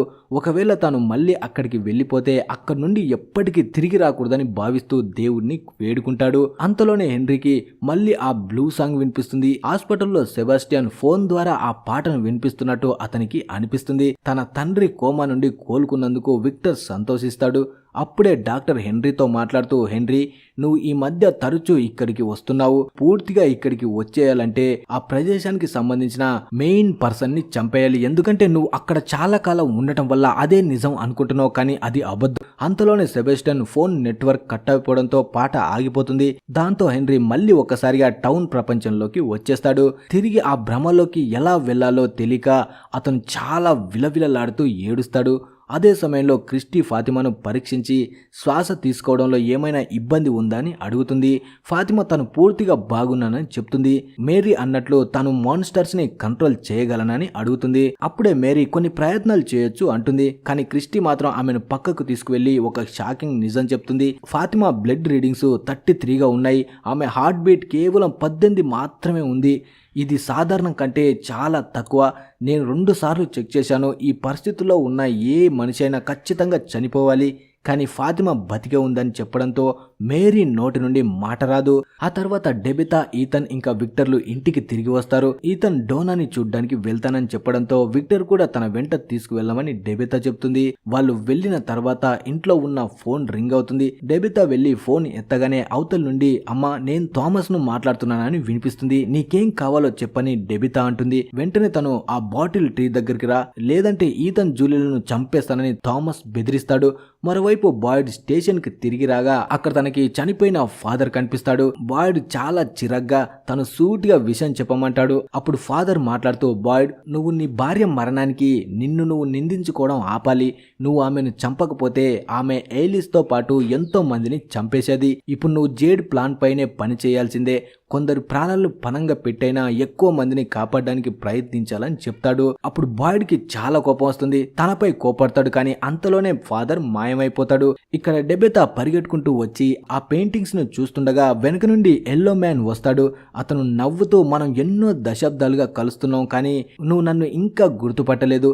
జిమ్ ఇక్కడే చనిపోయాడు. నేను అతని పళ్ళని దాచుకున్నానని చెప్తాడు. అప్పుడు డెబెతా, నువ్వు నన్ను చంపడానికి పిలిచావని డెబెతా అడగగానే, లేదు, నువ్వు జేడ్ నాకు మంచి దోస్తులు. ఈసారి నువ్వు చాలా మంచి పని చేశావు కాబట్టి నిన్ను చంపను. మనం దశాబ్దాలుగా ఆడుతున్న ఈ ఆటలో మీరు పిల్లల్ని విడిపించడానికి ప్రయత్నిస్తున్నారు, కానీ దీనివల్ల మీరు ఇక నుంచి బయటపడతారా లేక ఇంతకంటే ఘోరాన్ని అనుభవిస్తారా అనేది ముందు ముందు చూడాలి. ఈసారి నీతో చాలా మజా వస్తుంది. నిన్ను చాలా మిస్ అయ్యానని చెబుతూ డెబెతా చేతిని కిస్ చేసి ఆ ఎల్లో మ్యాన్ అక్కడి నుంచి మాయమైపోతాడు. దాంతో డెబెతా చాలా భయంతో వణికిపోతుంది. స్టేషన్కి వచ్చి బాయిడ్తో అంటుంది, ఆ ఎల్లో డ్రెస్ వేసుకున్నవాడు మా ఇంటికి వచ్చాడు. వాడు ఈతన్ గీసిన డ్రాయింగ్స్ ని తీసుకువెళ్ళాడు. ఆ మంత్రించిన రాయి అక్కడ ఉన్నా సరే వాడిని ఆపలేకపోయింది. పైగా వాడు పట్టపగలే మా ఇంట్లోకి వచ్చాడని చెప్తుంది. అది విన్న బాయిడ్ కూడా షాక్ అవుతాడు. అలాగే డెబితా అంటుంది, వాడే జిమ్ ని కూడా చంపేశాడు. ఈ విషయాన్ని నాకే స్వయంగా చెప్పాడు. ఇప్పుడు మనలో ఎవ్వరు ఇక్కడ సురక్షితంగా లేరు అంటుంది. అది విన్నాక బాయిడ్ భయంతో వణికిపోతాడు. అదే సమయంలో అక్కడికి జేడ్ వస్తాడు. జేడ్ బాయిడ్ తో, నువ్వు అందరినీ సురక్షితంగా ఉంచాలనుకుంటున్నావు, నేను కూడా దాన్నే కోరుకుంటున్నాను. అందుకే నేను ఆ టన్నెల్ లోపలికి వెళ్తాను. మన దగ్గర ఎప్పటికీ పక్కా ప్లాన్ అంటూ ఏది ఉండదు. మనకు అవకాశం దొరికినప్పుడే దాన్ని వాడుకోవాలని చెప్తాడు. దాంతో బాయిడ్ కూడా దానికి ఒప్పుకుంటాడు. ఆ ఎల్లో మ్యాన్ మళ్ళీ తిరిగి వచ్చాడు కాబట్టి రేపు మార్నింగే టనల్లోకి వెళ్లి అక్కడ ఉన్న ఎముకలను బయటికి తీద్దామని బాయిడ్ అంటాడు. ఇంకోవైపు అడవిలో ఉన్న ఎల్లో మ్యాన్ తన బ్యాగ్ దగ్గరికి వచ్చి తన బట్టల్ని విప్పి బ్యాగ్ లో సర్దుకుంటాడు. ఆ తర్వాత తన శరీరాన్ని మార్చుకుంటూ మళ్ళీ సోఫియా రూపంలోకి మారతాడు. అలా మారి టౌన్ లోకి వచ్చి కొన్ని వస్తువులను గమనిస్తూ ఉండగా కార్లా ఇంకా ఎల్జిన్ వాళ్ళ పనిలో బిజీగా ఉండడం చూసి సోఫియా వాళ్ళ దగ్గరికి వెళ్లి, మీరు ఏం చేస్తున్నారని అడుగుతుంది. దానికి ఎల్జిన్, మేము ఇక్కడ వస్తువులను బయటికి తీస్తున్నాం, ఎందుకంటే మనకి ఒక నిచ్చెన కావాలి. రేపు బాయిడ్ తన టీంతో కలిసి టనల్లోకి వెళ్తున్నారు, దానికి సంబంధించిన ఏర్పాట్లు జరుగుతున్నాయని చెప్తాడు. కార్లా కూడా ఇంకొన్ని వస్తువుల్ని తీసుకురావడానికి అక్కడి నుంచి బయలుదేరుతుంది. సోఫియా వెంటనే కార్లతో పాటు వెళ్లి దారిలోనే సోఫియా కార్లాని, నేను నీకు గుర్తున్నానా అని అడుగుతుంది. కార్లా లేదంటూ తల ఊపుతుంది. అప్పుడే సోఫియా కార్లా దగ్గరికి వచ్చి తన కళ్ళను మరింత ఆకర్షణీయంగా మారుస్తుంది. దాంతో కార్లా తనని గుర్తుపడుతుంది. అప్పుడు సోఫియా, మనం చేసుకున్న ఒప్పందాన్ని నెరవేర్చే సమయం వచ్చిందని అంటుంది. ఈలోగా హాస్పిటల్లో క్రిస్టీ, మేరియల్ కలిసి ఉంటారు. క్రిస్టీకి ఒక మందు దొరకకపోతే మేరియల్ దాన్ని వెతకడంలో సహాయం చేస్తుంది. అప్పుడే క్రిస్టీ, నేను ఫాతిమా గురించి బాయిడ్తో మాట్లాడదాం అనుకుంటున్నాను. ఒకవేళ ఫాతిమాకి ఏమైనా జరిగితే నాకు వెంటనే చెప్పు, నువ్వు ఫాతిమాని జాగ్రత్తగా చూసుకోవాలని చెప్పి మేరియల్ కి ఒక కిస్ ఇచ్చి అక్కడి నుంచి వెళ్లిపోతుంది. ఇక సోఫియా కార్లని తన ఇంటికి తీసుకొస్తుంది. అక్కడ సారా లేకపోవడాన్ని గమనించిన సోఫియా ఒక్కసారిగా చేతిలోకి చాకు తీసుకొని, నాతో పాటు పైన ఉన్న రూమ్ కి రా అని క్లారాతో అంటుంది. క్లారా ప్రాణాలు చేతుల్లో పట్టుకొని భయపడుతూనే పైకి వెళ్తుంది. సోఫియా కూడా ఆ చాకుని జాగ్రత్తగా పట్టుకొని ఇద్దరు కలిసి రూమ్ లోకి వస్తారు. అప్పుడే సోఫియా కార్లాతో అంటుంది, సారా ఈ గదిని నా కోసమే పెయింటింగ్ చేసిందని చెప్పి తలుపులు గట్టిగా మూసేసి కార్లని తన పక్కన కూర్చోబెట్టుకుంటుంది. అప్పుడే సోఫియా అంటుంది, నువ్వు మొదటిసారి ఇక్కడికి వచ్చినప్పుడు మనం ఒక ఒప్పందం చేసుకున్నాం. నేను ఎప్పుడు చెప్తే అప్పుడు నువ్వు నా కోసం సహాయం చేయాలని నీకు చెప్పాను అంటుంది. దానికి కార్లా, అదంతా ఒక కళ అని నేను అనుకున్నాను, నిజంగానే దీని తర్వాత నన్ను మా ఇంటికి వెళ్ళనిస్తావని అడుగుతుంది. దానికి సోఫియా, నువ్వేం భయపడకుండా ఇక్కడి నుంచి వెళ్ళిపోవచ్చు అంటుంది. అప్పుడు కార్లా, నేను ఆ టన్నల్లో ఉన్న ఎముకలను తీయకుండా వాళ్ళని ఆపాలా అని అడుగుతుంది. దానికి సోఫియా, అస్సలు వద్దు, వాళ్ళని టన్నల్లోకి వెళ్ళనివ్వు, వాళ్ళు వెళ్తే అక్కడ మంచి కంటే చెడే ఎక్కువ జరుగుతుంది, వాళ్ళు సరైన దారిలోనే వెళ్తున్నారు, కానీ ఆ చోటు చాలా భయంకరంగా నిర్మించబడింది. దానివల్ల వీళ్ళు వెళ్తే మరింత ఘోరం జరుగుతాయి. నువ్వు నా కోసం ఒక పని చేయాలి. నాకు ఆటలు ఆడడం అంటే చాలా ఇష్టం. ఇప్పుడు నువ్వు నా ఆటను ముందుకు తీసుకువెళ్ళాలని చెప్తుంది. ఆ తర్వాత సోఫియా తన చేతిని చాకుతో కోసుకొని క్లారా చెయ్యి కూడా ఇవ్వమని అడుగుతుంది. ఇవ్వకపోతే చంపేస్తానని భయపెడుతుంది. దాంతో కార్లా భయపడి తన చెయ్యిని ఇస్తుంది. సోఫియా కార్లా చేతిని కూడా కోసి వాళ్ళిద్దరి రక్తాన్ని కలుపుతుంది. దాంతో సోఫియా అంటుంది, నన్ను నీ లోపలికి రానివ్వు అని. అలా సోఫియా అనగానే ఆ రక్తం ద్వారా సోఫియా క్లారా లోపలికి వెళ్ళిపోతుంది. అలా జరుగుతున్నప్పుడు క్లారాకి ఒక ఆనందమైన ఫీలింగ్ కలుగుతుంది. మరోవైపు బాయిడ్ తన టీం తో కలుస్తాడు. ఒక టీం టన్నల్ లోకి వెళ్తుంది. మరో టీం బయట ఉన్న బాటిల్ ట్రీని వేర్లతో సహా పీకేయమని చెప్తాడు. అప్పుడే డోనా ఒకవేళ టీం టన్నల్లో ఉన్నప్పుడు ఆ మాన్స్టర్స్ వస్తే ఏంటి పరిస్థితి అని అడుగుతుంది. కేని దానికి బదులిస్తూ మనం టన్నల్ ద్వారా వచ్చే దారిని కవర్ చేసి అక్కడ ఆ మంత్రించిన రాళ్ళని పెడదాం అంటాడు. కానీ డోనా మాత్రం ఈ మధ్య కాలంలో ఆ మంత్రించిన రాళ్ళు సరిగ్గా పనిచేయడం లేదు, మనం చూస్తూనే ఉన్నాం కదా అంటుంది. కానీ బాయిడ్ మాత్రం అవి తప్పకుండా పని చేస్తాయని నమ్మకంగా చెప్తాడు. దానికి డోనా ఒకవేళ మనం టన్నల్ పై భాగంలో ఉన్న చెట్టును తొలగిస్తే పై దారి ఓపెన్ అవుతుంది. అలా ఓపెన్ అయిన ఏరియాలో ఆ మంత్రించిన రాళ్ళు పనిచేయవని నీకు కూడా తెలుసు. దీనివల్ల టన్నల్లోకి వెళ్లే వాళ్ళు చనిపోయే ప్రమాదం కూడా ఉందని హెచ్చరిస్తుంది. అప్పుడే జేడ్ మధ్యలో మాట్లాడుతూ మనం ఆ టన్నల్లో ఉన్న ఎముకలను బయటికి తీస్తే అవి వచ్చే మాన్స్టర్స్ ని ఆపేస్తాయి. ఆ ఎముకలను అందుకే అక్కడ ఉంచారు. నేను ఆ మష్రూమ్స్ తిన్న సమయంలో ఈ విషయాన్ని బలంగా ఫీల్ అయ్యాను. ఆ సమయంలోనే మనకు అక్కడి నుండి తప్పించుకునే అవకాశం దొరుకుతుందని చెప్తాడు. ఇది విని అందరికి ఏమీ అర్థం కాదు. అప్పుడే డోనా అంటుంది, బాయిడ్ నువ్వు జేడ్ కన్నా ఆ మష్రూమ్స్ గురించి ఎక్కువ అతిగా నమ్ముతున్నావు. ఒకవేళ మనమంతా కలిసి ఆ ఎముకల్ని బయటకు తీసినా తిరిగి ఎలా రావాలో ఎవరికైనా తెలుసా అని అడుగుతుంది. దానికి ఎవ్వరి దగ్గర సమాధానం ఉండదు. దానికి డోనా అయితే మీకెవ్వరికి ప్లాన్ తెలియదు, ఇప్పుడు మనమందరం కలిసి ఆత్మహత్య చేసుకోవడానికి మిషన్ మీద వెళ్తున్నామా అంటుంది. అప్పుడు బాయిడ్ డోనా ఇక్కడ బయట ఎల్లో మ్యాన్ తిరుగుతున్నాడని చెప్తాడు. అంతలోనే క్రిస్టీ అక్కడికి వచ్చి బాయిడ్ ని అర్జెంట్ గా పిలుస్తుంది. దాంతో అందరూ అక్కడి నుంచి విడిపోతారు. క్రిస్టీ బాయిడ్ ని పక్కకు తీసుకువెళ్లి ఫాతిమా శరీరంలో జరుగుతున్న వింత విషయాల గురించి చెప్తుంది. ఫాతిమా శారీరక స్థితిని బట్టి చూస్తే ఆమె ఈ పాటికే చనిపోయి ఉండాలని క్రిస్టీ చెప్పడంతో బాయిడ్ షాక్ అవుతాడు. ఇక మరోవైపు కాలనీ హౌస్ లో హెన్రీ ఒక పెద్ద గుర్రపు బొమ్మను చూసి ఇంత పెద్ద గుర్రాన్ని కారులో పెట్టుకుని ఎలా తిరుగుతారు అంటాడు. దానికి క్యాట్ ఇవన్నీ ఇక్కడ చాలా కాలంగా పడి ఉన్నాయి, నువ్వేమన్నా కుకీస్ తింటావని అడుగుతుంది. హెన్రీ మాత్రం వద్దని చెప్తాడు. అప్పుడే క్యాట్ నేను ఇవి నా భర్త చాట్ తో కలిసి చేసేదాన్ని, కానీ ఇప్పుడు తను లేడు అని చెప్పి ఆ కుకీస్ ని అక్కడ పెట్టి వెళ్లిపోతుంది. హెన్రీ ఆ కుకీస్ ని తింటుండగా అతనికి మళ్ళీ వింత భ్రమలు రావడం మొదలవుతాయి. దాంతో హెన్రీ చాలా భయపడతాడు. అప్పుడే విక్టర్ అక్కడికి వచ్చి అతన్ని కూల్ చేస్తాడు. విక్టర్ అంటాడు, డాడ్ నేను మన ఇద్దరి ఫేవరెట్ ఫుడ్ తీసుకువచ్చాను. నిజంగానే విక్టర్ తీసుకువచ్చిన వస్తువులు వాళ్ళిద్దరికి ఇష్టమైనవి అని హెన్రీకి బాగా తెలుసు. అప్పుడే విక్టర్ అంటాడు, డాడ్ అక్కడ బాయిడ్ మాట్లాడుతున్న మాటలని నీకు నిజమే అనిపిస్తుందా అని. దానికి హెన్రీ నీకు బాయిడ్ గురించి ఎలా తెలుసు అని ప్రశ్నిస్తాడు. విక్టర్ దానికి డాడ్ మీరు నిద్రలో బాయిడ్, డెబితా, జేడ్, డోనా అందరి పేర్లను కలవరిస్తూ ఉంటారు, అయినా మిమ్మల్ని అక్కడ బంధించి ఉంచిన వాళ్ళ గురించి కూడా ఆలోచించారని అడుగుతాడు. అప్పుడు హెన్రీ నాకు ఆ విషయం గురించి మాట్లాడడం ఇష్టం లేదు, ఎందుకంటే నిజానికి నన్ను అక్కడ బంధించింది నువ్వే, నీ వల్ల నేను అక్కడ ఉన్నాను. ఒకవేళ ఆ డాక్టర్ నన్ను చంపేయమని నన్ను అడిగినా నేను ఆ పని చెయ్యను అంటాడు. అప్పుడు విక్టర్ డాడ్ ఒంటరిగా పెరిగిన మనిషిని నేను కాదు, ఆ విషయాలన్నీ అబద్ధం, నేను ఇక్కడ ఒంటరిగా లేను, నా వెనుక పూర్తి కుటుంబం ఉంది, ఇకపై వాళ్ళు మీతో కూడా ఉంటారు, దానికోసం మీరు మీ మనసులో ఉన్న ఆ పాత విషయాలని తీసేయాలి, అప్పుడే మీరు ఇక్కడికి వచ్చి మాతో కలిసి ఉండగలరని చెప్తాడు. హెన్రీకి మాత్రం ఏమీ అర్థం కాదు. అలాగే జరిగే అవకాశం ఉన్నా నా సొంత కొడుకుని నేను ఎలా చంపగలను అని అడుగుతాడు. దానికి విక్టర్ డాడ్ అదంతా ఒక కళ, మీరు నమ్మాలి, అప్పుడే మీకు సహాయం దొరుకుతుంది అంటాడు. హెన్రీకి ఇది విని చాలా కోపం వచ్చి కాలనీ హౌస్ నుండి తిరిగి వచ్చేస్తాడు. అప్పుడే తనకి మళ్ళీ విక్టర్ కనిపిస్తాడు. హెన్రీ తికమక పడిపోతూ నాకు ఏమీ కాలేదు అంటాడు. కానీ విక్టర్ మాత్రం డాడ్ మీరెందుకో కంగారుగా కనిపిస్తున్నారు అని అడుగుతాడు. కానీ హెన్రీ మాత్రం నన్ను కాసేపు ఒంటరిగా వదిలే అని అక్కడి నుంచి కోపంగా వెళ్లిపోతాడు.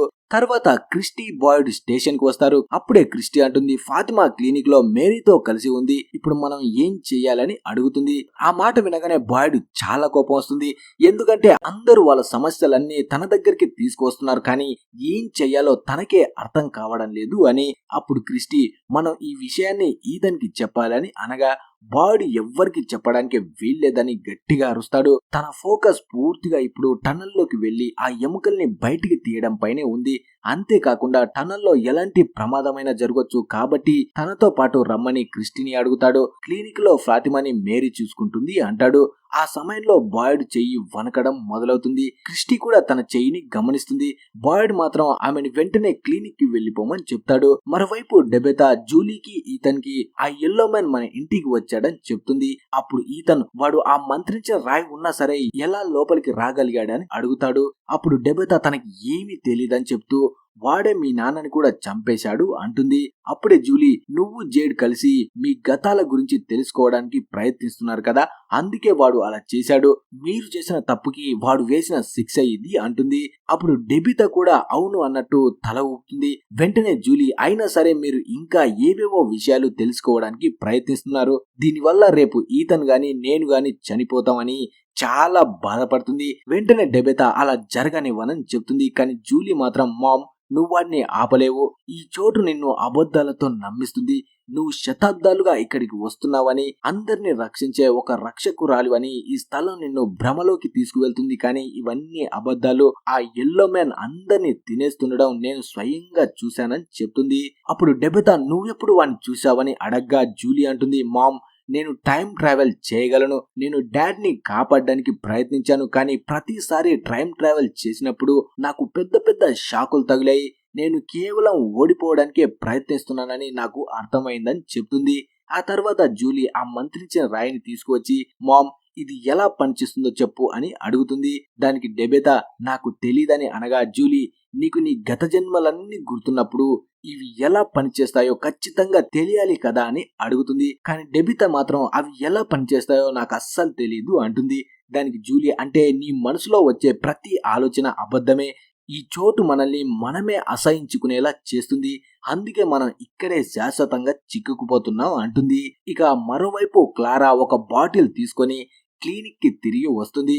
తన చేతిలో నుండి కారుతున్న రక్తాన్ని ఆ బాటిల్లో ఉన్న లిక్విడ్ తో కలిపి మిక్స్ చేస్తుంది. ఆ తర్వాత క్లినిక్ లోపలికి వెళ్ళగా అక్కడ మేరీ కనిపిస్తుంది. అప్పుడే క్లారా అంటుంది ఫాతిమా ఆరోగ్యం బాగవ్వాలని నేను కషాయాన్ని తీసుకువచ్చాను అని, ఇది తాగితే తను త్వరగా కోలుకుంటుందని చెప్తుంది. అప్పుడే మేరీ తను లోపల ఉందని అనడంతో క్లారా లోపలికి వెళ్తుంది. అక్కడ ఫాతిమా కూడా టైం పాస్ చేస్తూ ఉంటుంది. క్లారా ఫాతిమా దగ్గరికి వెళ్లి నీ ఒంట్లో బాగోలేదని తెలిసి నేను స్పెషల్ గా ఒక జ్యూస్ ని తయారు చేసి తెచ్చాను, ఇది తాగితే నీకు తొందరగా నయమవుతుందని చెప్పి జ్యూస్ ని పక్కన పెడుతుంది. కానీ ఫాతిమా మాత్రం దాన్ని తాగకపోవడంతో వెంటనే క్లారా ఫాతిమా దీన్ని ఫ్రెష్ గా ఉన్నప్పుడే తాగితే త్వరగా పనిచేస్తుంది అనడంతో ఫాతిమా దాన్ని తాగడం మొదలు పెడుతుంది. కానీ దాని టేస్ట్ చాలా చేదుగా ఉంటుంది. అప్పుడు క్లారా దీని టేస్ట్ చేదుగానే ఉంటుంది కానీ బాగా పనిచేస్తుందని చెప్పి అక్కడి నుంచి చాలా బాధగా వెళ్లిపోతుంది. ఫాతిమా మాత్రం ఆ జ్యూస్ ని తాగుతూనే ఉంటుంది. మరోపక్క విక్టర్ తన తల్లి ఇంకా చెల్లి సమాధుల దగ్గరికి వస్తాడు. సమాధులను చూస్తూ మామ్ ఈ మధ్య నేను ఇక్కడ చేస్తున్న పనులకు నన్ను క్షమించు, కానీ నేను చాలా కన్ఫ్యూజన్ లో ఉన్నాను, బాయిడ్ డెబెతా ఇంకా డాడ్ అందరూ నువ్వే డెబెతా రూపంలో తిరిగి వచ్చావని చెప్తున్నారు, ఒకవేళ నువ్వే డెబెతావి అయితే ఎలోనెస్ కూడా ఇక్కడ ఉండదు కదా, మీరిద్దరూ ఇక్కడ నుంచి వెళ్లిపోతే నేను మిమ్మల్ని ఎక్కడ వెతకాలి, వాళ్ళకి ఎలా సహాయం చేయాలో నాకు అర్థం కావడం లేదు, డెబెతా ఇక్కడ నుండి బయటపడే దారిని కనుక్కున్నానని అంటుంది. కానీ వాళ్ళంతా తప్పుగా ఆలోచిస్తున్నారని నాకు తెలుసు, కానీ దాన్ని నేను నిరూపించలేకపోతున్నానని మాట్లాడుకుంటూ ఉండగా అక్కడికి ఆ వైట్ డ్రెస్ వేసుకున్న కుర్రాడు వస్తాడు. విక్టర్ ఇది నా ప్రైవేట్ ప్లేసు, నువ్వు ఇక్కడికి రాకూడదు అంటాడు. అప్పుడు తను మళ్ళీ మిగతా వాళ్ళు ఏం చేస్తున్నారో నీకు తెలుసా అని అడుగుతాడు. దానికి విక్టర్ అవును వాళ్ళు టన్నెల్లోకి ఎముకలను బయటికి తీయడానికి వెళ్తున్నారని అంటాడు. దానికి వైట్ బాయ్ దానికోసం వాళ్ళు ఆ బాటిల్ ట్రీని పెకిలిస్తున్నారు, నేను నీకు ముందే చెప్పాను కదా ఆ చెట్టు అన్నిటికంటే చాలా ముఖ్యం, నువ్వు దాన్ని జరగనివ్వకూడదని చెప్పడంతో విక్టర్ ఆశ్చర్యపోతాడు. తర్వాత బాయిడ్ చర్చికి వచ్చి నేను ఇక్కడికి నా స్వార్థం కోసం రాలేదు, నాకు నీ మీద అస్సలు నమ్మకం లేదు, ఈ విషయం నీకు ముందే తెలుసు. నాతో నువ్వు ఏం చేయాలనుకుంటే అది చెయ్యి, నాకు అనవసరం. కానీ ఈ రోజు నేను నా కొడుకు ఏలిస్ ఇంకా ఫాతిమా కోసం వచ్చాను. వాళ్ళకి ఎలాంటి చెడు జరగనివ్వకు. నీకు నా మీద కోపం ఉండొచ్చు, కానీ వాళ్ళిద్దరూ చాలా మంచివాళ్ళు. ఇక్కడున్న ప్రజలంతా మంచివాళ్ళే. దయచేసి వాళ్ళందరినీ వాళ్ళ ఇళ్ళకి వెళ్ళనివ్వు అని వేడుకుంటాడు. అంతలోనే అక్కడికి సారా వస్తుంది. సారా బాయ్డ్ తో, బాయ్డ్ నువ్వు నా కోసం వెతుకుతున్నావని క్రిస్టి చెప్పిందని అంటుంది. వెంటనే బాయ్డ్, నేను ఇప్పుడు చెప్పబోయేది మన ఇద్దరి మధ్య ఉండాలి. ఫాతిమా క్లినిక్ వెళ్ళినప్పుడు క్రిస్టి తన బాడీని టెస్ట్ చేసింది. అప్పుడు అందరికి ఒక వింతైన విషయం తెలిసింది. తన శరీరంలో ఉన్న అవయవాలన్నీ చనిపోయిన వారిలా మారిపోతున్నాయి. నిజానికి ఆమె ఈ పాటికే చనిపోవాలి, కానీ తను మాత్రం మామూలుగానే తిరుగుతుంది. ఫాతిమా కనిపించకుండా పోయినప్పుడు ఆ వింత శబ్దాలు నవ్వుతున్నాయని నువ్వు నాతో చెప్పావు కదా. అలా నవ్వడానికి కారణం ఏంటంటే ఫాతిమాని కాపాడలేకపోయామని వాటికి తెలుసు, కానీ మనం ఆమెను కాపాడాం. ఆ శబ్దాలు అబద్ధమని నిరూపించాం. కానీ ఇది నిజంగానే నిజమా? మనం ఆమె నిజంగానే కాపాడామా, లేక తను నిజంగానే చనిపోయిందని అడుగుతాడు. దానికి సారా నాకు తెలీదు అంటూనే రేపు నేను కూడా నీతో పాటు సహాయం చేయడానికి వస్తాను అంటుంది. బాయ్డ్ కొంచెం ఆలోచించి సరే అంటాడు. తర్వాత డెబెతా ఆ మంత్రించిన రాళ్లపై ఉన్న గుర్తులను చూస్తూ వాటిని అర్థం చేసుకోవడానికి ప్రయత్నిస్తుంది. అంతలోనే ఈతన్ అక్కడికి వచ్చి, మామ్, నాకు డాడ్ కనిపించారు. తను నాతో లేక్ ఆఫ్ టీయర్స్ ని వెతకమని చెప్పారు. మనం ఆ లేక్ దగ్గరికి వెళ్ళినప్పుడు మనకి చాలా చెడు జరిగింది. మరి నాకు కనిపించింది నిజంగానే డాడా లేక అబద్ధమని అడుగుతాడు. దానికి డెబెతా నాకు తెలీదు అంటుంది. దాంతో ఈతను ఈ చోటు మనల్ని భయపెట్టాలని చూస్తుంది. అందుకే మనకి సహాయపడే వస్తువుల్ని కూడా మనం నమ్మలేకపోతున్నాం. కానీ నువ్వే కదా చెప్పావు, ఏ విషయాన్నైనా నమ్మడానికి అస్సలు భయపడకూడదని. నాకు అదే కరెక్ట్ అనిపిస్తుంది అంటాడు. కొడుకు మాటలకు డెబెతా ఎంతో సంతోషిస్తుంది. సరిగ్గా అదే సమయంలో డెబెతాకి మళ్ళీ ఆ దయ్యపు పిల్లలు కనిపిస్తారు. వాళ్ళందరూ ఒకే వైపు చెయ్యి చూపిస్తూ ఉంటారు. వాళ్ళు ఏం చూపిస్తున్నారని డెబెతా గమనించగానే తను షాక్ అవుతుంది. నిజానికి వాళ్ళు చూపిస్తుంది తన వైపే. డెబెతా దాన్ని అర్థం చేసుకోవడానికి ప్రయత్నిస్తూ ఆ మంత్రించిన రాళ్ల గుర్తులను చూసేలోపే ఆ పిల్లలు అక్కడి నుంచి మాయమైపోతారు. మరోపక్క జేడ్ తన గతంలో తయారు చేసిన రేడియోలను బయటికి తీస్తాడు. అవి నార్మల్ గా అయితే పనిచేయవు, కానీ 2 రేడియోల ద్వారా కోడ్ సిగ్నల్స్ ని ఒకరికొకరు పంపుకోవచ్చు. ఇది టన్నల్ ఇంకా బాటిల్ ట్రీ మధ్య కమ్యూనికేషన్ గా ఉపయోగపడుతుంది. సరిగ్గా అప్పుడే అక్కడికి విక్టర్ వచ్చి, మీరు నిజంగానే ఆ చెట్టుని నరికేస్తున్నారని అడుగుతాడు. దానికి బాయ్డ్, అవును, ఆ టన్నెల్లో ఉన్న అందరినీ రక్షించాలంటే ఇది చెయ్యక తప్పదు అంటాడు. దానికి విక్టర్, వద్దు, అది తప్పు. ఆ వైట్ డ్రెస్ వేసుకున్న కుర్రాడు ఆ చెట్టు అన్నిటికంటే ముఖ్యమని, కాబట్టి ఈ పనిని చేయకూడదని చెప్పాడు అంటాడు. దానికి జేడ్ మాత్రం, నాకు ఆ వైట్ బాయ్ ని చూడాలని ఉంది, వాడిని ఇక్కడికి తీసుకురా, వాడు ఏం చెప్తున్నాడో మనం అర్థం చేసుకుందాం అంటాడు. కానీ విక్టర్ మాత్రం వాడు మీ ముందుకు రాడని చెప్పగానే జేడ్ కోపంతో, వాడు నీతో ఆటలాడుతున్నాడు, అబద్ధాలు చెప్తున్నాడు అంటాడు. ఆ మాటలు వినగానే విక్టర్ కి పిచ్చ కోపం వస్తుంది. మీరు ఈ పని చేయలేరు, నేను ఆ చెట్టుని నరకనివ్వనని చెప్పి అక్కడి నుంచి వెళ్లిపోతుంటాడు. బాయ్డ్ తనని ఆపడానికి ట్రై చేసిన విక్టర్ మాత్రం అస్సలు వినడు. కేనీ, బాయ్డ్ కలిసి విక్టర్ ని అరెస్ట్ చేసి బంధిస్తారు. కేనీతో కలిసి విక్టర్ ను అక్కడి నుంచి పంపించేస్తాడు బాయ్డ్. అప్పుడే డెబితా వచ్చి, మీరెందుకు ఇలా చేస్తున్నారని అడుగుతుంది. దానికి బాయ్డ్, ఆ వైట్ డ్రెస్ వేసుకున్న కుర్రాడు చెట్టుని తీసేయకూడదని చెప్పాడంట. రేపు విక్టర్ మనల్ని ఆపడానికి ప్రయత్నించే అవకాశం ఉంది. అందుకే ప్లాన్ సక్సెస్ అవ్వడం కోసం ఈ రోజంతా తనని బంధించి ఉంచాలని చెప్తాడు. అప్పుడు డెబెతా, నన్ను కూడా ఆ వైట్ డ్రెస్ వేసుకున్న కుర్రాడు కలిశాడు, కానీ ఆ విషయాన్ని పక్కన పెడితే నిజానికి నేను జేడ్ మాత్రమే ఇక్కడికి దశాబ్దాలుగా తిరిగి వస్తున్నాం. ఆ మంత్రించిన రాయించుడు, దీనిపై 2 వ్యక్తుల గుర్తులు ఉన్నాయి, అవి మన ఇద్దరివే అని తెలుసు కదా అని అంటుంది. దానికి బాయ్డ్, ఒకవేళ ఆ టన్నల్ లోపల తేడా జరిగితే ఇక్కడ ఉన్న నీ పిల్లల పరిస్థితి ఏంటని అడుగుతాడు. దానికి డెబెతా, నేను ఇది నా పిల్లల కోసమే చేస్తున్నాను, మనకి ఒకే ఒక అవకాశం దొరుకుతుంది, దాన్ని పక్కాగా వాడుకోవాలి, నువ్వు మమ్మల్ని నమ్మాలి అని అనడంతో బాయ్డ్ కూడా ఒప్పుకుంటాడు. సాయంత్రం అవ్వగానే బాయ్డ్ గంట వాయిస్తూ టౌన్ వీధుల్లో ముందుకు వెళ్తాడు. దారిలో అతనికి సోఫియా కనిపిస్తుంది. అప్పుడే సోఫియా అంటుంది, నేను డైనర్ లో ఉన్న వాళ్ళకి సహాయం చేయాలనుకుంటున్నాను, ఎందుకంటే మీ పని చాలా ముఖ్యం అని చెప్పి డైనర్ లోపలికి వెళ్తుంది. అక్కడ ఉన్న మ్యూజిక్ బాక్స్ టచ్ చేస్తుంది. వెంటనే అందులో నుండి ఒక భయంకరమైన హర్రర్ సాంగ్ వినపడడం మొదలవుతుంది. అక్కడ ఉన్న మిగతా వాళ్ళంతా ఏర్పాట్లలో బిజీగా ఉంటారు. ఆ మ్యూజిక్ శబ్దానికి రాత్రి పూట తిరిగే మాన్స్టర్స్ అన్ని డైనర్ ముందుకు వచ్చి నిలబడతాయి. అవి వెంటనే ఇక్కడ ఉన్న ప్రజల్ని మొత్తం భయపెడుతుంటాయి. ఇప్పుడు అందరూ ఆ మాన్స్టర్స్ నే చూస్తున్నప్పుడు అదే టైంలో సోఫియా అక్కడ ఉన్న తాడును కట్ చేయడం మొదలు పెడుతుంది. మరోవైపు ఆ భయంకరమైన మ్యూజిక్ ఫాతిమాకు కూడా వినిపిస్తుంది. దాంతో ఆమె కడుపులో విపరీతమైన నొప్పి మొదలవుతుంది. ఫాతిమా నిద్ర లేచేసరికి ఆమె జుట్టు రాలిపోతూ ఉంటుంది. కడుపులో విపరీతమైన నొప్పులతో విలవిలలాడుతుంది. ఇక్కడ కేనీ విక్టర్ ని బంధించినప్పుడు బాయ్డ్ కేనీతో అంటాడు, కేనీ రేపు నువ్వు నాతో పాటు రావడం లేదు. ఒకవేళ అక్కడ ఏదైనా జరిగితే డోనాతో పాటు ఇక్కడ ఉన్న ప్రజల్ని నువ్వే చూసుకోవాలని చెప్తాడు. కేనీ మాత్రం నేను ఇక్కడ ఊరికే కూర్చోలేను అంటాడు. ఇంతకు ముందు నువ్వు చాలా విషయాల్లో ముందడుగు వేశావు, అప్పుడు నేను నిన్ను నమ్మాను, ఇప్పుడు నువ్వు కూడా నన్ను నమ్ము అంటాడు. ఆ తర్వాత బాయ్డ్ కేనీ ఇద్దరు కలిసి ఫాదర్ దాచి ఉంచిన మిగిలిన మందుని తాగుతూ వాళ్ళు వేసిన ప్లాన్ సక్సెస్ అవ్వాలని కోరుకుంటారు. తర్వాత రోజు ఉదయాన్నే కాలనీ హౌస్ లో అందరూ సిద్ధమవుతారు. డెబెతా తన పిల్లలకి తను కూడా టన్నల్లోకి వెళ్లడం ఎంత ముఖ్యమో చెప్తుంది. ఖచ్చితంగా తిరిగి వస్తానని, మనమంతా కలిసి ఇంటికి వెళ్తామని నమ్మకంగా చెప్తుంది. దానికి ఈథన్ మామ్ ఆ ఎముకలు నిన్ను ఎలా కాపాడతాయి అని అడగగానే దానికి జేడ్ అవి అందుకోసమే తయారయ్యాయి. డెబెతా ఈథన్ జూలీ ఇద్దరికి బాయ్ చెప్పి వాళ్ళను డోనా దగ్గర వదిలి జేడ్ తో కలిసి బయలుదేరుతుంది. ఇప్పుడు ఇద్దరు చాలా భయంతో ఉంటారు. మరోవైపు బాటిల్ ట్రీ దగ్గర బాయ్డ్ తన టీమ్ తో కలిసి చెట్ని నరికేయడానికి ఏర్పాటు చేస్తాడు. సారా బాయ్డ్ లకు జేడ్ నుంచి ఒక మెసేజ్ వస్తుంది. వాళ్ళు టన్నల్లోకి వెళ్తున్నామని అందులో ఉంటుంది. జేడ్ డెబెతా ఇద్దరు వాళ్ళ వస్తువులతో నెమ్మదిగా టన్నల్లోకి వెళ్తుంటారు. ఇంతవరకు మీరు ఈ వీడియో చూసారంటే మీకు ఈ సిరీస్ నచ్చిందని అర్థం చేసుకుంటున్నాను. అందుకే ప్లీజ్ ఈ వీడియోని లైక్ చేయండి. ప్రతి ఒక్కరు లైక్ చేస్తే నాకు కూడా వీడియోలు చేయడానికి కొంచెం బూస్టప్ గా ఉంటుంది. అదే సమయంలో డైనర్ వస్తువులను కిందకు సర్దుతున్న ఎల్జిన్ కి కొన్ని ఫోటోలు కనిపిస్తాయి.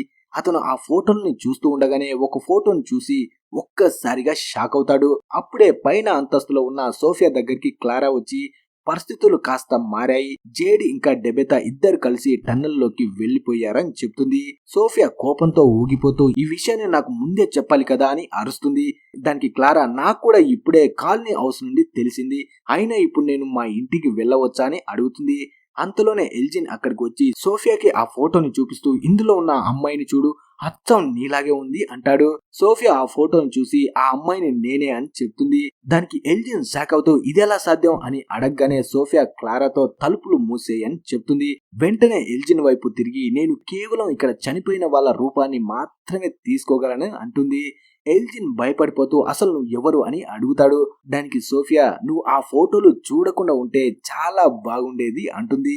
ఇక్కడ జేడ్ డెబెతా ఇద్దరు ఆ పిల్లలు ఉన్న గుహ ఛాంబర్ లోకి వెళ్తారు. వాళ్ళు వచ్చిన దాన్ని ప్లాస్టిక్ టేప్ ను ఉపయోగించి గట్టిగా క్లోజ్ చేస్తారు. దానిపై ఆ మంత్రించిన రాయిని కూడా పెడతారు. ఇలా చేస్తే మాన్స్టర్స్ లోపలికి రాకుండా ఉంటాయి అనుకుంటారు. ఆ తర్వాత సారాగే వాళ్ళు ఛాంబర్ లోకి వచ్చేశారని మెసేజ్ పంపుతారు. బయట అందరూ కలిసి కార్ సహాయంతో ఆ చెట్టుని లాగడానికి ట్రై చేస్తారు. గుహ లోపల డెబెతా జేడ్ ఇద్దరు కలిసి ఆ పిల్లల శవపేటికలు ఉన్న ఆ చోటుని తవ్వడం మొదలు పెడతారు. ఆ తవ్వుతున్నప్పుడు వచ్చే శబ్దాలు గుహ మొత్తం దద్దరిల్లిపోతాయి. గుహకు అవతలి వైపు ఉన్న మాన్స్టర్స్ ఆ శబ్దాలను విని నిద్రలేస్తాయి. అవి ఎంతో సంతోషంతో ముందుకు వస్తాయి. ఈలోగా జేడ్ కి ఒక శవపేటిక దొరుకుతుంది. దానిపై ఉన్న మట్టిని తొలగిస్తూ ఉంటాడు. ఆ సమయంలో డెబెతా జేడ్ ఇద్దరు చాలా భయంతో వణికిపోతుంటారు. జేడ్ డెబెతాతో ఆ మాన్స్టర్స్ వైపు అస్సలు చూడకు, మన పని ముందు పూర్తి చెయ్యాలి అంటాడు. అప్పటి వరకు ఆ రాక్షసులు అక్కడ ఉన్న ప్లాస్టిక్ అడ్డుగోడను దాటి రాలేకపోతూ ఉంటారు. మరోవైపు బాయ్డ్ దగ్గర ఎలాంటి ప్లాన్ బి కూడా ఉండదు. జేడ్ డెబెతా కింద ఉన్న ఒక గుంతలోకి దిగి అక్కడ చనిపోయిన పిల్లల ఎముకలన్నిటినీ ఒక బ్యాగులో నింపడం మొదలు పెడతారు. అప్పుడే డెబెతా మనం మొదట పైన ఉన్న వాళ్ళకి సిగ్నల్ పంపాలి అంటుంది. కానీ జేడ్ మాత్రం దానికి ఒప్పుకోడు. మనం ఇప్పుడు సిగ్నల్ పంపితే వాళ్ళు పైన ఉన్న చెట్టుని పీకేస్తారు. అప్పుడు ఈ ప్లేస్ సేఫ్ గా ఉండదు. పై భాగం ఓపెన్ అయిపోతే మాన్స్టర్స్ అన్ని ఇక్కడికి వచ్చేస్తాయి. ఈ పిల్లల ఎముకల్ని చూసి ఆ మాన్స్టర్స్ అస్సలు ఆగవు అంటాడు. అంతేకాదు తను ఇందాక చెప్పిన మాటలన్నీ అబద్ధాలని, డెబెతా ఒక్కతే ఇక్కడ ఎముకలు ఏరడానికి భయపడుతుందని అలా అబద్ధం చెప్పానని ఒప్పుకుంటాడు. ఈ పిల్లలందరి ఆత్మలు వాళ్ళ సొంత ఇంటికి వెళ్ళడానికి ఆరాటపడుతున్నాయి అంటాడు. ఆ మాటలు వినగానే డెబెతా కూడా షాక్ అవుతుంది. అలా ఇద్దరు కలిసి ఎముకలన్నిటిని బ్యాగులో నింపేశాక జేడు చాలా ఎమోషనల్ అవుతూ డెబెతాతో అంటాడు, నేను శతాబ్దాలుగా ఇక్కడే పుడుతూ వస్తున్నాను, ప్రతిసారి నువ్వు నా తోడుగా ఉన్నావు, నీ తోడు దొరకడం నా అదృష్టం అని చెప్తాడు. ఆ తర్వాత జేడ్ రేడియో ద్వారా పైన ఉన్న బాయిడ్ కి సిగ్నల్ పంపుతాడు. సిగ్నల్ అందగానే పైన ఉన్న బాయిడ్ ఆ చెట్టును గట్టిగా పైకి లాగడం మొదలు పెడతాడు. కింద ఉన్న ఇద్దరు రెడీగా ఉంటారు. కానీ ఆ చెట్టు పైకి లేవగానే కింద ఉన్న టన్నల్ ఓపెన్ అవుతుంది. అది ఓపెన్ అవ్వడమే ఆలస్యం. అక్కడ ఉన్న మాన్స్టర్స్ ఆ ప్లాస్టిక్ షీట్ ని చింపేసి లోపలికి దూసుకొస్తాయి. ఆ రాక్షసులు జేడ్ డెబితాను చూసి క్రూరంగా నవ్వుతూ, ఎన్నో ఏళ్ల తర్వాత మనమంతా మళ్ళీ కలుస్తున్నాం, చాలా ఆనందంగా ఉంది అంటూ వాళ్ళ వైపు ముందుకొస్తాయి. కానీ సరిగ్గా అదే సమయంలో పైన ఉన్న చెట్టు పూర్తిగా పోవడంతో పైనుండి వచ్చే వెలుతురు ఆ టన్నల్ లోపల పడుతుంది. ఆ వెలుతురు తీవ్రతకి మాన్స్టర్స్ ముందుకు రాలేకపోతాయి. వెంటనే ఆ ట్రిక్ ని కనిపెట్టిన జేడ్ డెబితా ఎంతగానో సంతోషిస్తారు. పైనుండి బాయిడ్ వీళ్ళిద్దరిని చూసి ఒక తాడ్ని కిందకు విసురుతాడు. జేడు ఆ తాడ్ని పట్టుకొని మనం ఇక నుంచి బయటపడొచ్చని చెప్తూ ఫస్ట్ డెబితాని పైకి పంపుతాడు. అలా డెబితా పైకి వెళ్తున్న సమయంలోనే సోఫియా చేసిన ఆ తాంత్రిక మాయ వల్ల ఆ తాడు మధ్యలోనే తెగిపోతుంది. దాంతో డెబితా మళ్ళీ కింద పడిపోతుంది. అంతేకాదు సడన్ గా ఒక్కసారిగా పట్టా పగలే రాత్రి అయిపోతుంది. కింద ఉన్న మాన్స్టర్స్ అన్నీ తమ అసలు భయంకరమైన రూపంలోకి మారిపోతాయి. అది చూసి జేడ్ డెబితా చాలా భయపడతారు. అలా రాక్షసులు వాళ్ళని చంపడానికి వస్తున్నప్పుడే అక్కడ ఒక్కసారిగా భారీ భూకంపం వస్తుంది. పైనుండి పెద్ద పెద్ద రాళ్లు విరిగి పడడంతో మాన్స్టర్స్ కూడా ప్రాణాలు కాపాడుకోవడానికి పక్కకు వెళ్లి దాక్కుంటాయి. తర్వాత ఇక్కడ పోలీస్ స్టేషన్ లో ఉన్న విక్టర్ కూడా ఆ భూకంపాన్ని ఫీల్ అయ్యి గట్టిగా అరుస్తుంటాడు. అప్పుడే కేని లోపలికి వచ్చి అక్కడి నుంచి తనని కాపాడి బయటికి తెస్తాడు. ఇద్దరు డోర్ దగ్గరికి రాగానే విక్టర్ ఏడుస్తూ, వాళ్ళు ఖచ్చితంగా ఆ బాటిల్ ట్రీని పీకేసి ఉంటారు, నా మాట ఎవ్వరు వినలేదు కదా, ఇక నుంచి మీరు అనుభవిస్తారు అంటాడు. ఇక్కడ గుహ లోపల రాళ్లు వేగంగా పడుతూ ఉంటాయి. కానీ సడన్ గా భూకంపం ఆగిపోతుంది. రాక్షసులు మళ్ళీ ముందుకు రావడం చూసి అప్పుడే డెబితాకి అక్కడ ఉన్న చిన్న దారి కనిపిస్తుంది. జేడ్ ని తీసుకొని తను ఆ టన్నల్లో వేగంగా ముందుకు పరిగెడుతుంది. మాన్స్టర్స్ కూడా వాళ్ళ వెనకే వస్తుంటాయి. పైన ఉన్న బాయిడ్ వాళ్ళని గట్టి గట్టిగా పిలుస్తున్నా లోపల నుండి ఎలాంటి రెస్పాన్స్ రాదు. అప్పటికే పూర్తిగా రాత్రి అవడంతో అక్కడ ఉన్న మాన్స్టర్స్ అన్ని మిగతా మాన్స్టర్స్ తో కలిసి టౌన్ మీద దాడి చేయడానికి బయలుదేరుతాయి. అది చూసి బాయిడ్ ఇక లాభం లేదు, ఇక్కడ నుంచి మనం తొందరగా వెళ్ళిపోవాలి, అందరూ కారులో కూర్చోండి అని అరుస్తాడు. అక్కడే క్యాట్ అనే అమ్మాయి చాలా భయపడుతూ వణికిపోతూ ఉంటే బాయిడ్ ఆమె చెయ్యి పట్టుకొని కారులోకి ఎక్కిస్తాడు. ఇక్కడ టన్నెల్ లోపల జేడ్ డెబితాలు లాస్ట్ కి డెడ్ ఎండ్ కి వచ్చేస్తారు. ముందుకు వెళ్ళడానికి దారి ఉండదు. రాక్షసులు వాళ్ళ దగ్గరికి వస్తున్న టైంలోనే మళ్ళీ భూకంపం వచ్చినట్టు అవుతుంది. ఆ రాక్షసుల మీద పెద్ద పెద్ద రాళ్లు పడతాయి. దాంతో ఆ దారి పూర్తిగా మూసుకుపోతుంది. తర్వాత ఇక్కడ బాయిడ్ వాళ్ళు కారులో వెళ్తూ చాలా భయంగా ఉంటారు. క్యాట్ భయంతో అరుస్తుంటే డేని ఆమెని నోరు మూసుకోమని చెప్తుంది. బాయిడ్ కూడా ఆమెని కూల్ చేయడానికి చూస్తాడు. కానీ క్యాట్ ఏడుస్తూ, బాయిడ్ నువ్వంతా సర్వనాశనం చేశావు, ఆ ఎముకల్ని తీస్తే మనం ఇంటికి వెళ్ళిపోతామని చెప్పావు, కానీ ఇప్పుడు ఆ మాన్స్టర్స్ మనల్ని దారుణంగా చంపాలనుకుంటున్నాయి, నేను ఇక్కడ బతకలేను అని గట్టిగా అరుస్తుంది. అంతలోనే రాక్షసులు ఆ కారు మీద దాడి చేస్తారు. డేని ఆ కారును చాలా వేగంగా ముందుకు తీసుకువెళ్తుంది. బాయిడ్ క్యాట్ తో మాట్లాడడానికి వెళ్ళినప్పుడు క్యాట్ సడన్ గా బాయిడ్ దగ్గర ఉన్న గన్ లాక్కొని తనని తాను కాల్చుకొని చనిపోవడానికి ట్రై చేస్తుంది. బాయిడ్ వెంటనే ఆమెను ఆపి చాలా దారుణంగా తిడతాడు. క్యాట్ వెక్కి ఏడుస్తుంటే కార్ని ఎంత వీలైతే అంత త్వరగా వెనక్కి పొమ్మని డేనీకి చెప్తాడు బాయిడ్. అదే సమయంలో రాత్రి వేళ క్లినిక్ లోపల మేరీ ఫాతిమా ఇద్దరు చాలా భయంగా ఉంటారు. ఫాతిమా బయటికి వెళ్లి అందరిని కాపాడాలనుకుంటుంది. కానీ మేరీ తనను ఆపుతూ, బయట మొత్తం చీకటిగా ఉంది, ఆ చీకట్లో ఎంత ప్రమాదమో నీకు తెలుసు, మనం ఇక్కడే ఉండాలి అంటుంది.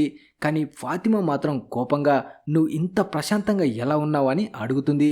దానికి మేరీ, నేను ప్రశాంతంగా లేనని, అందరూ వాళ్ళ పనులు చేస్తున్నారని చెప్తుంది. అలా మళ్ళీ ఫాతిమా ముందుకు వెళ్ళబోతుంటే మేరీ మళ్ళీ అడ్డుకుంటుంది. దాంతో ఫాతిమా, మీరందరూ నన్ను ఇక్కడ బంధిస్తున్నారు, ఆ మంత్రించిన రాయి ఉంది కాబట్టి మనం సేఫ్ గా ఉన్నామని చెప్తున్నారు వెళ్ళిపోతున్నావు కదా అని అంటూ ఆ డోర్ వైపు చూస్తుంది. కానీ అక్కడ ఆ మంత్రించిన రాయి ఉండదు. ఆ భూకంపం వచ్చినప్పుడు ఆ రాయి కింద పడిపోయి ఉంటుంది. అది చూసి ఇద్దరు గుండెలు ఆగినంత పనవుతాయి. మేరీ వెంటనే ఆ రాయిని తీసి డోరుకు తగిలించడానికి పరిగెడుతుంది. కానీ తను తగిలించే లోపే ఆ భయంకరమైన స్మైలీ మాన్స్టర్ లోపలికి వచ్చేస్తాడు. దాంతో ఇద్దరు భయంతో లోపలి రూమ్ లోకి వెళ్తారు. కానీ స్మైలీ మాన్స్టర్ అక్కడికి వచ్చేసి ఫాతిమాని చూస్తూ వింతగా ఎలా ఉన్నావు మమ్మీ అని అడుగుతాడు. దాంతో ఫాతిమా కూడా షాక్ అవుతుంది. మేరీ అతన్ని దూరంగా ఉండమని గట్టిగా అరుస్తుంది. కానీ స్మైలీ మాన్స్టర్ తన భయంకరమైన రూపంలోకి మారి మేరీపై దాడి చేసి ఆమెను అక్కడికక్కడే ఘోరంగా గాయపరుస్తాడు. మేరీ ప్రాణాలు పోతున్నప్పుడు గట్టిగా అరుస్తుంది. తనతో పాటు ఫాతిమా కూడా భయంతో కేకలు వేస్తుంది. అలా చనిపోతున్న మేరీని చూసి స్మైలీ ముఖంలో ఒక వింతైన ఆశ్చర్యం కనిపిస్తుంది. ఆ తర్వాత వాడు అక్కడి నుంచి వింతగా నవ్వుకుంటూ వెళ్ళిపోతాడు. ఫాతిమా ఏడుస్తూ మేరీని చూస్తుంది.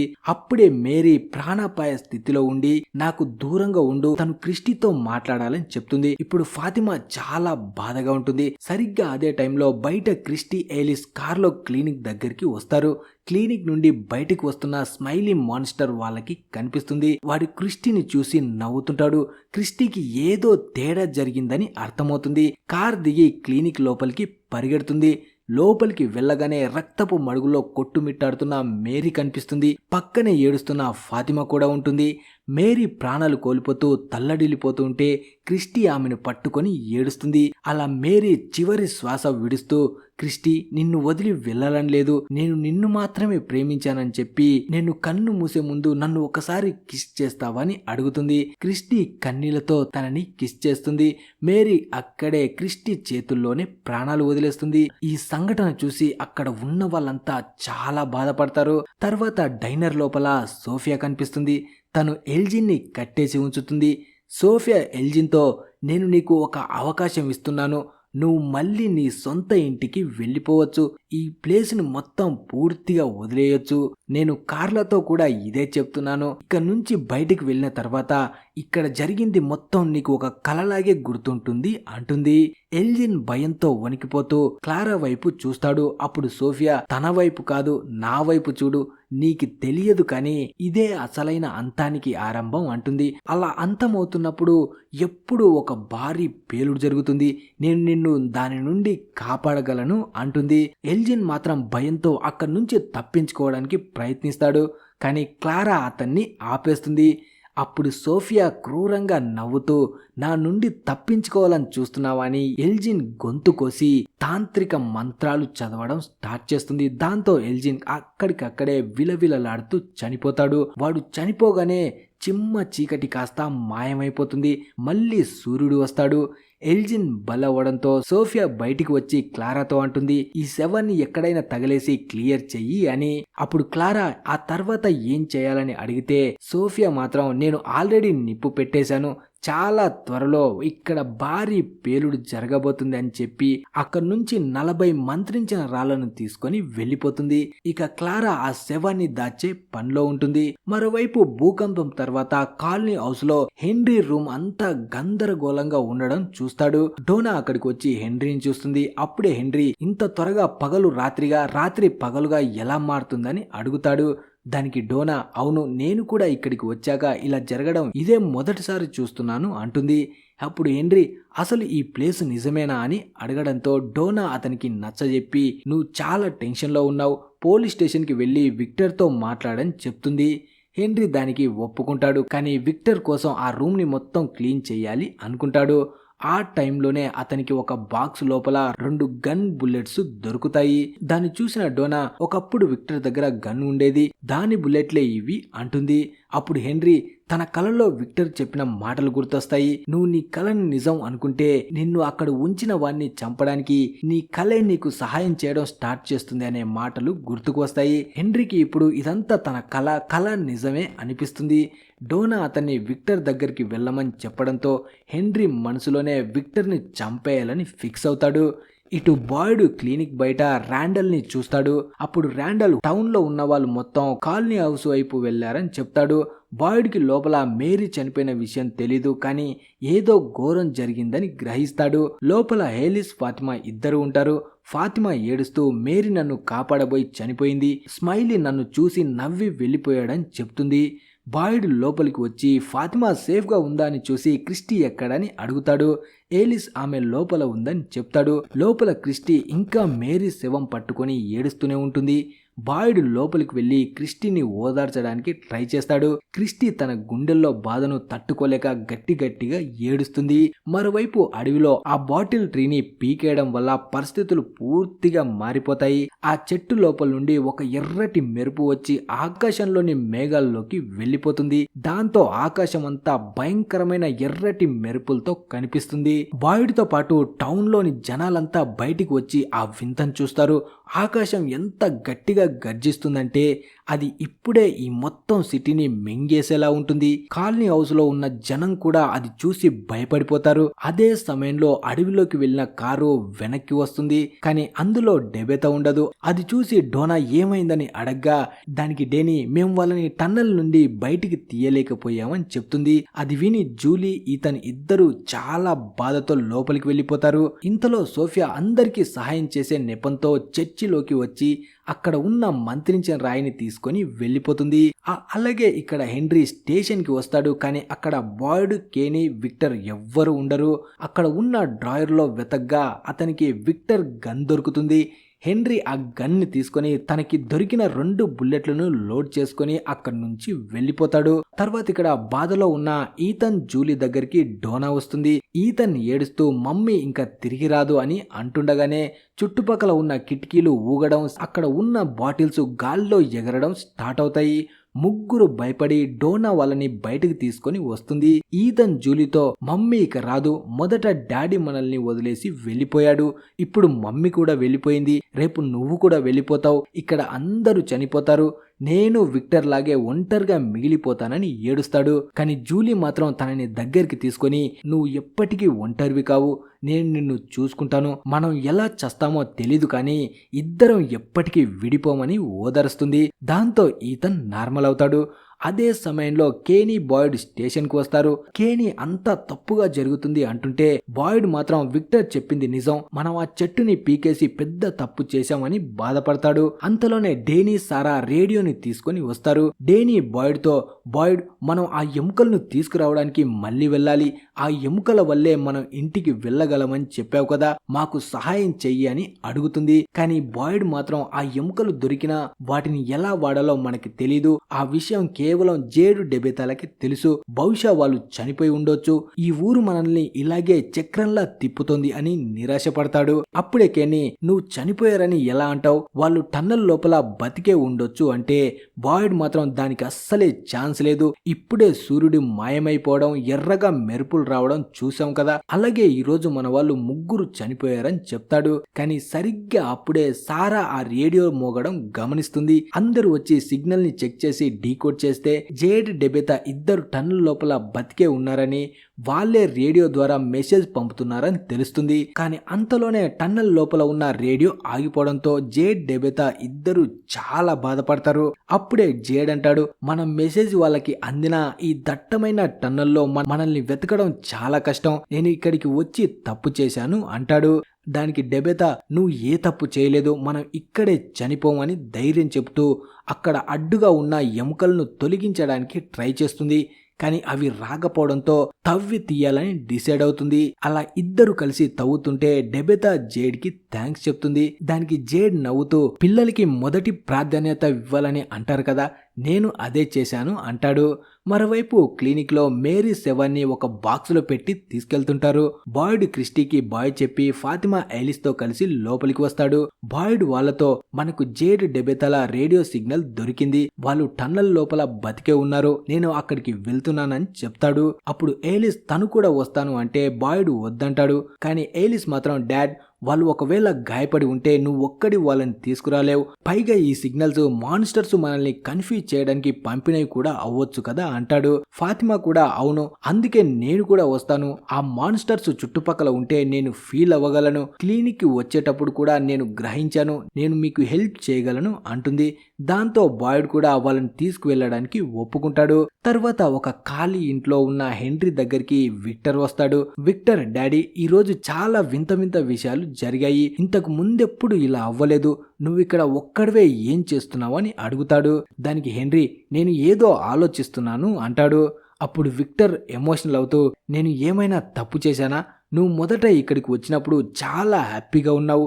మనమిద్దరం కలిసి సంతోషంగా ఉంటాము అనుకున్నాను. అలా విక్టర్ మాట్లాడుతూ ఉన్నప్పుడే హెన్రీ మనసులో కలలు ఇంకా పెరిగిపోతాయి. నువ్వే నా నిజమైన విక్టర్వి. నిన్ను ఇక్కడ నుండి బయటపడేస్తాను. అక్కడ నీ కొడుకు కూడా ఉన్నాడు. నువ్వు చాలా సంతోషంగా ఉంటావు అని అంటూ విక్టర్ ని చంపడానికి గన్ గురి పెడతాడు. విక్టర్ భయపడుతూ, డాడ్, ఇక్కడ ఉన్న శక్తులు నీతో అబద్ధం చెప్తున్నాయి అంటాడు. సరిగ్గా అదే సమయానికి అక్కడికి ఈతన్ వస్తాడు. హెన్రీ గన్ను ఈతన్ వైపు తిప్పగా విక్టర్ వెంటనే హెన్రీ చేతిలోని గన్ని కిందకి నెట్టేసి, డాడ్, నువ్వు ఇలా చేయలేవు, నన్ను చూసుకుంటానని చెప్పి దానికి విరుద్ధంగా నువ్వు చంపాలని చూస్తున్నావు అని అరుస్తాడు. హెన్రీ మాత్రం అక్కడే షాక్ లో ఉండిపోతాడు. తర్వాత ఇక్కడ బాయిడ్, ఎలిస్, ఫాతిమా ముగ్గురు టన్నల్ ఎంట్రన్స్ దగ్గరికి వస్తారు. ఇప్పుడు ఏం చేయాలని అడిగితే ఫాతిమా అంటుంది, ఇదంతా ఎలా వర్క్ అవుతుందో నాకు తెలీదు, కానీ మనం లోపలికి వెళ్లి అలర్ట్ గా ఉండాలని చెప్తుంది. అప్పుడు బాయిడ్ సరేనని, ఒకవేళ లోపల ఏదైనా తేడా వస్తే మీరిద్దరు మొదట వెనక్కి పరిగెత్తాలని తనతో వాదించకూడదని ప్రామిస్ చేయించుకుంటాడు. అలా ముగ్గురు లోపలికి వెళ్తారు. లోపల డెబెతా, జేడ్ ఎముకలను తవ్వుతుంటారు. అలా తవ్వుతున్నప్పుడే జేడ్ చేతులు పూర్తిగా కందిపోతాయి. అప్పుడే వాళ్ళు ఆ పిల్లల ఎముకలను స్క్రాప్ చేయాలని డిసైడ్ అవుతారు. ఇటు బాయిడ్ వాళ్ళు ముందుకు వెళ్తూ ఉంటే ఫాతిమా వాళ్ళని ఆపి మాన్స్టర్స్ వస్తున్నట్టు ఫీల్ అవుతున్నాను అంటుంది. రాక్షసులు అక్కడ సౌండ్ చేస్తున్న శబ్దాలు వస్తుంటాయి. కానీ కొద్దిసేపటికే వాళ్ళు ప్రశాంతంగా ఉన్నారని ఫాతిమా చెప్పడంతో మళ్ళీ ముగ్గురు ముందుకు వెళ్తారు. జేడ్, డెబితా ఇద్దరు ఎముకల్ని క్లియర్ చేస్తున్నప్పుడు జేడ్కి ఒక విషయం అర్థమవుతుంది. ఇవి కూడా గతంలో ఇక్కడే ఉన్న పిల్లల ఎముకలని గ్రహిస్తాడు. జేడ్ ఒక ఎముక సహాయంతో దారిని తయారు చేస్తాడు. డెబితాకి కూడా అక్కడ ఒక అమ్మాయి పుర్రె కనిపిస్తుంది. అది చూడగానే ఆమెకు పాత జ్ఞాపకాలు గుర్తుకు వస్తాయి. తన కలలో ఎప్పుడు ఈ అమ్మాయి కనిపించేదని డెబితా గుర్తుకు చేసుకుంటుంది. దాంతో వాళ్ళు ఇప్పుడు ఎక్కడ ఉన్నారో తనకి క్లారిటీ వచ్చి జేడ్ ని తీసుకొని ముందుకు వెళ్తుంది. జేడ్, డెబితా ఆ ఎముకల అడ్డుగోడను తొలగించడానికి ట్రై చేస్తుంటే ఏ మాత్రం కదలవు. సరిగ్గా అదే సమయానికి బాయిడ్ వాళ్ళు అక్కడికి వచ్చేస్తారు. వాళ్ళని చూసి జేడ్, డెబితా చాలా సంతోషిస్తారు. కానీ ఫాతిమా తొందరగా ఇక్కడ నుంచి వెళ్ళాలి, మాన్స్టర్స్ ఇక్కడికి రాబోతున్నాయి అంటుంది. అందరూ కలిసి ఆ జరపడానికి ట్రై చేసినా అవి అస్సలు కదలవు.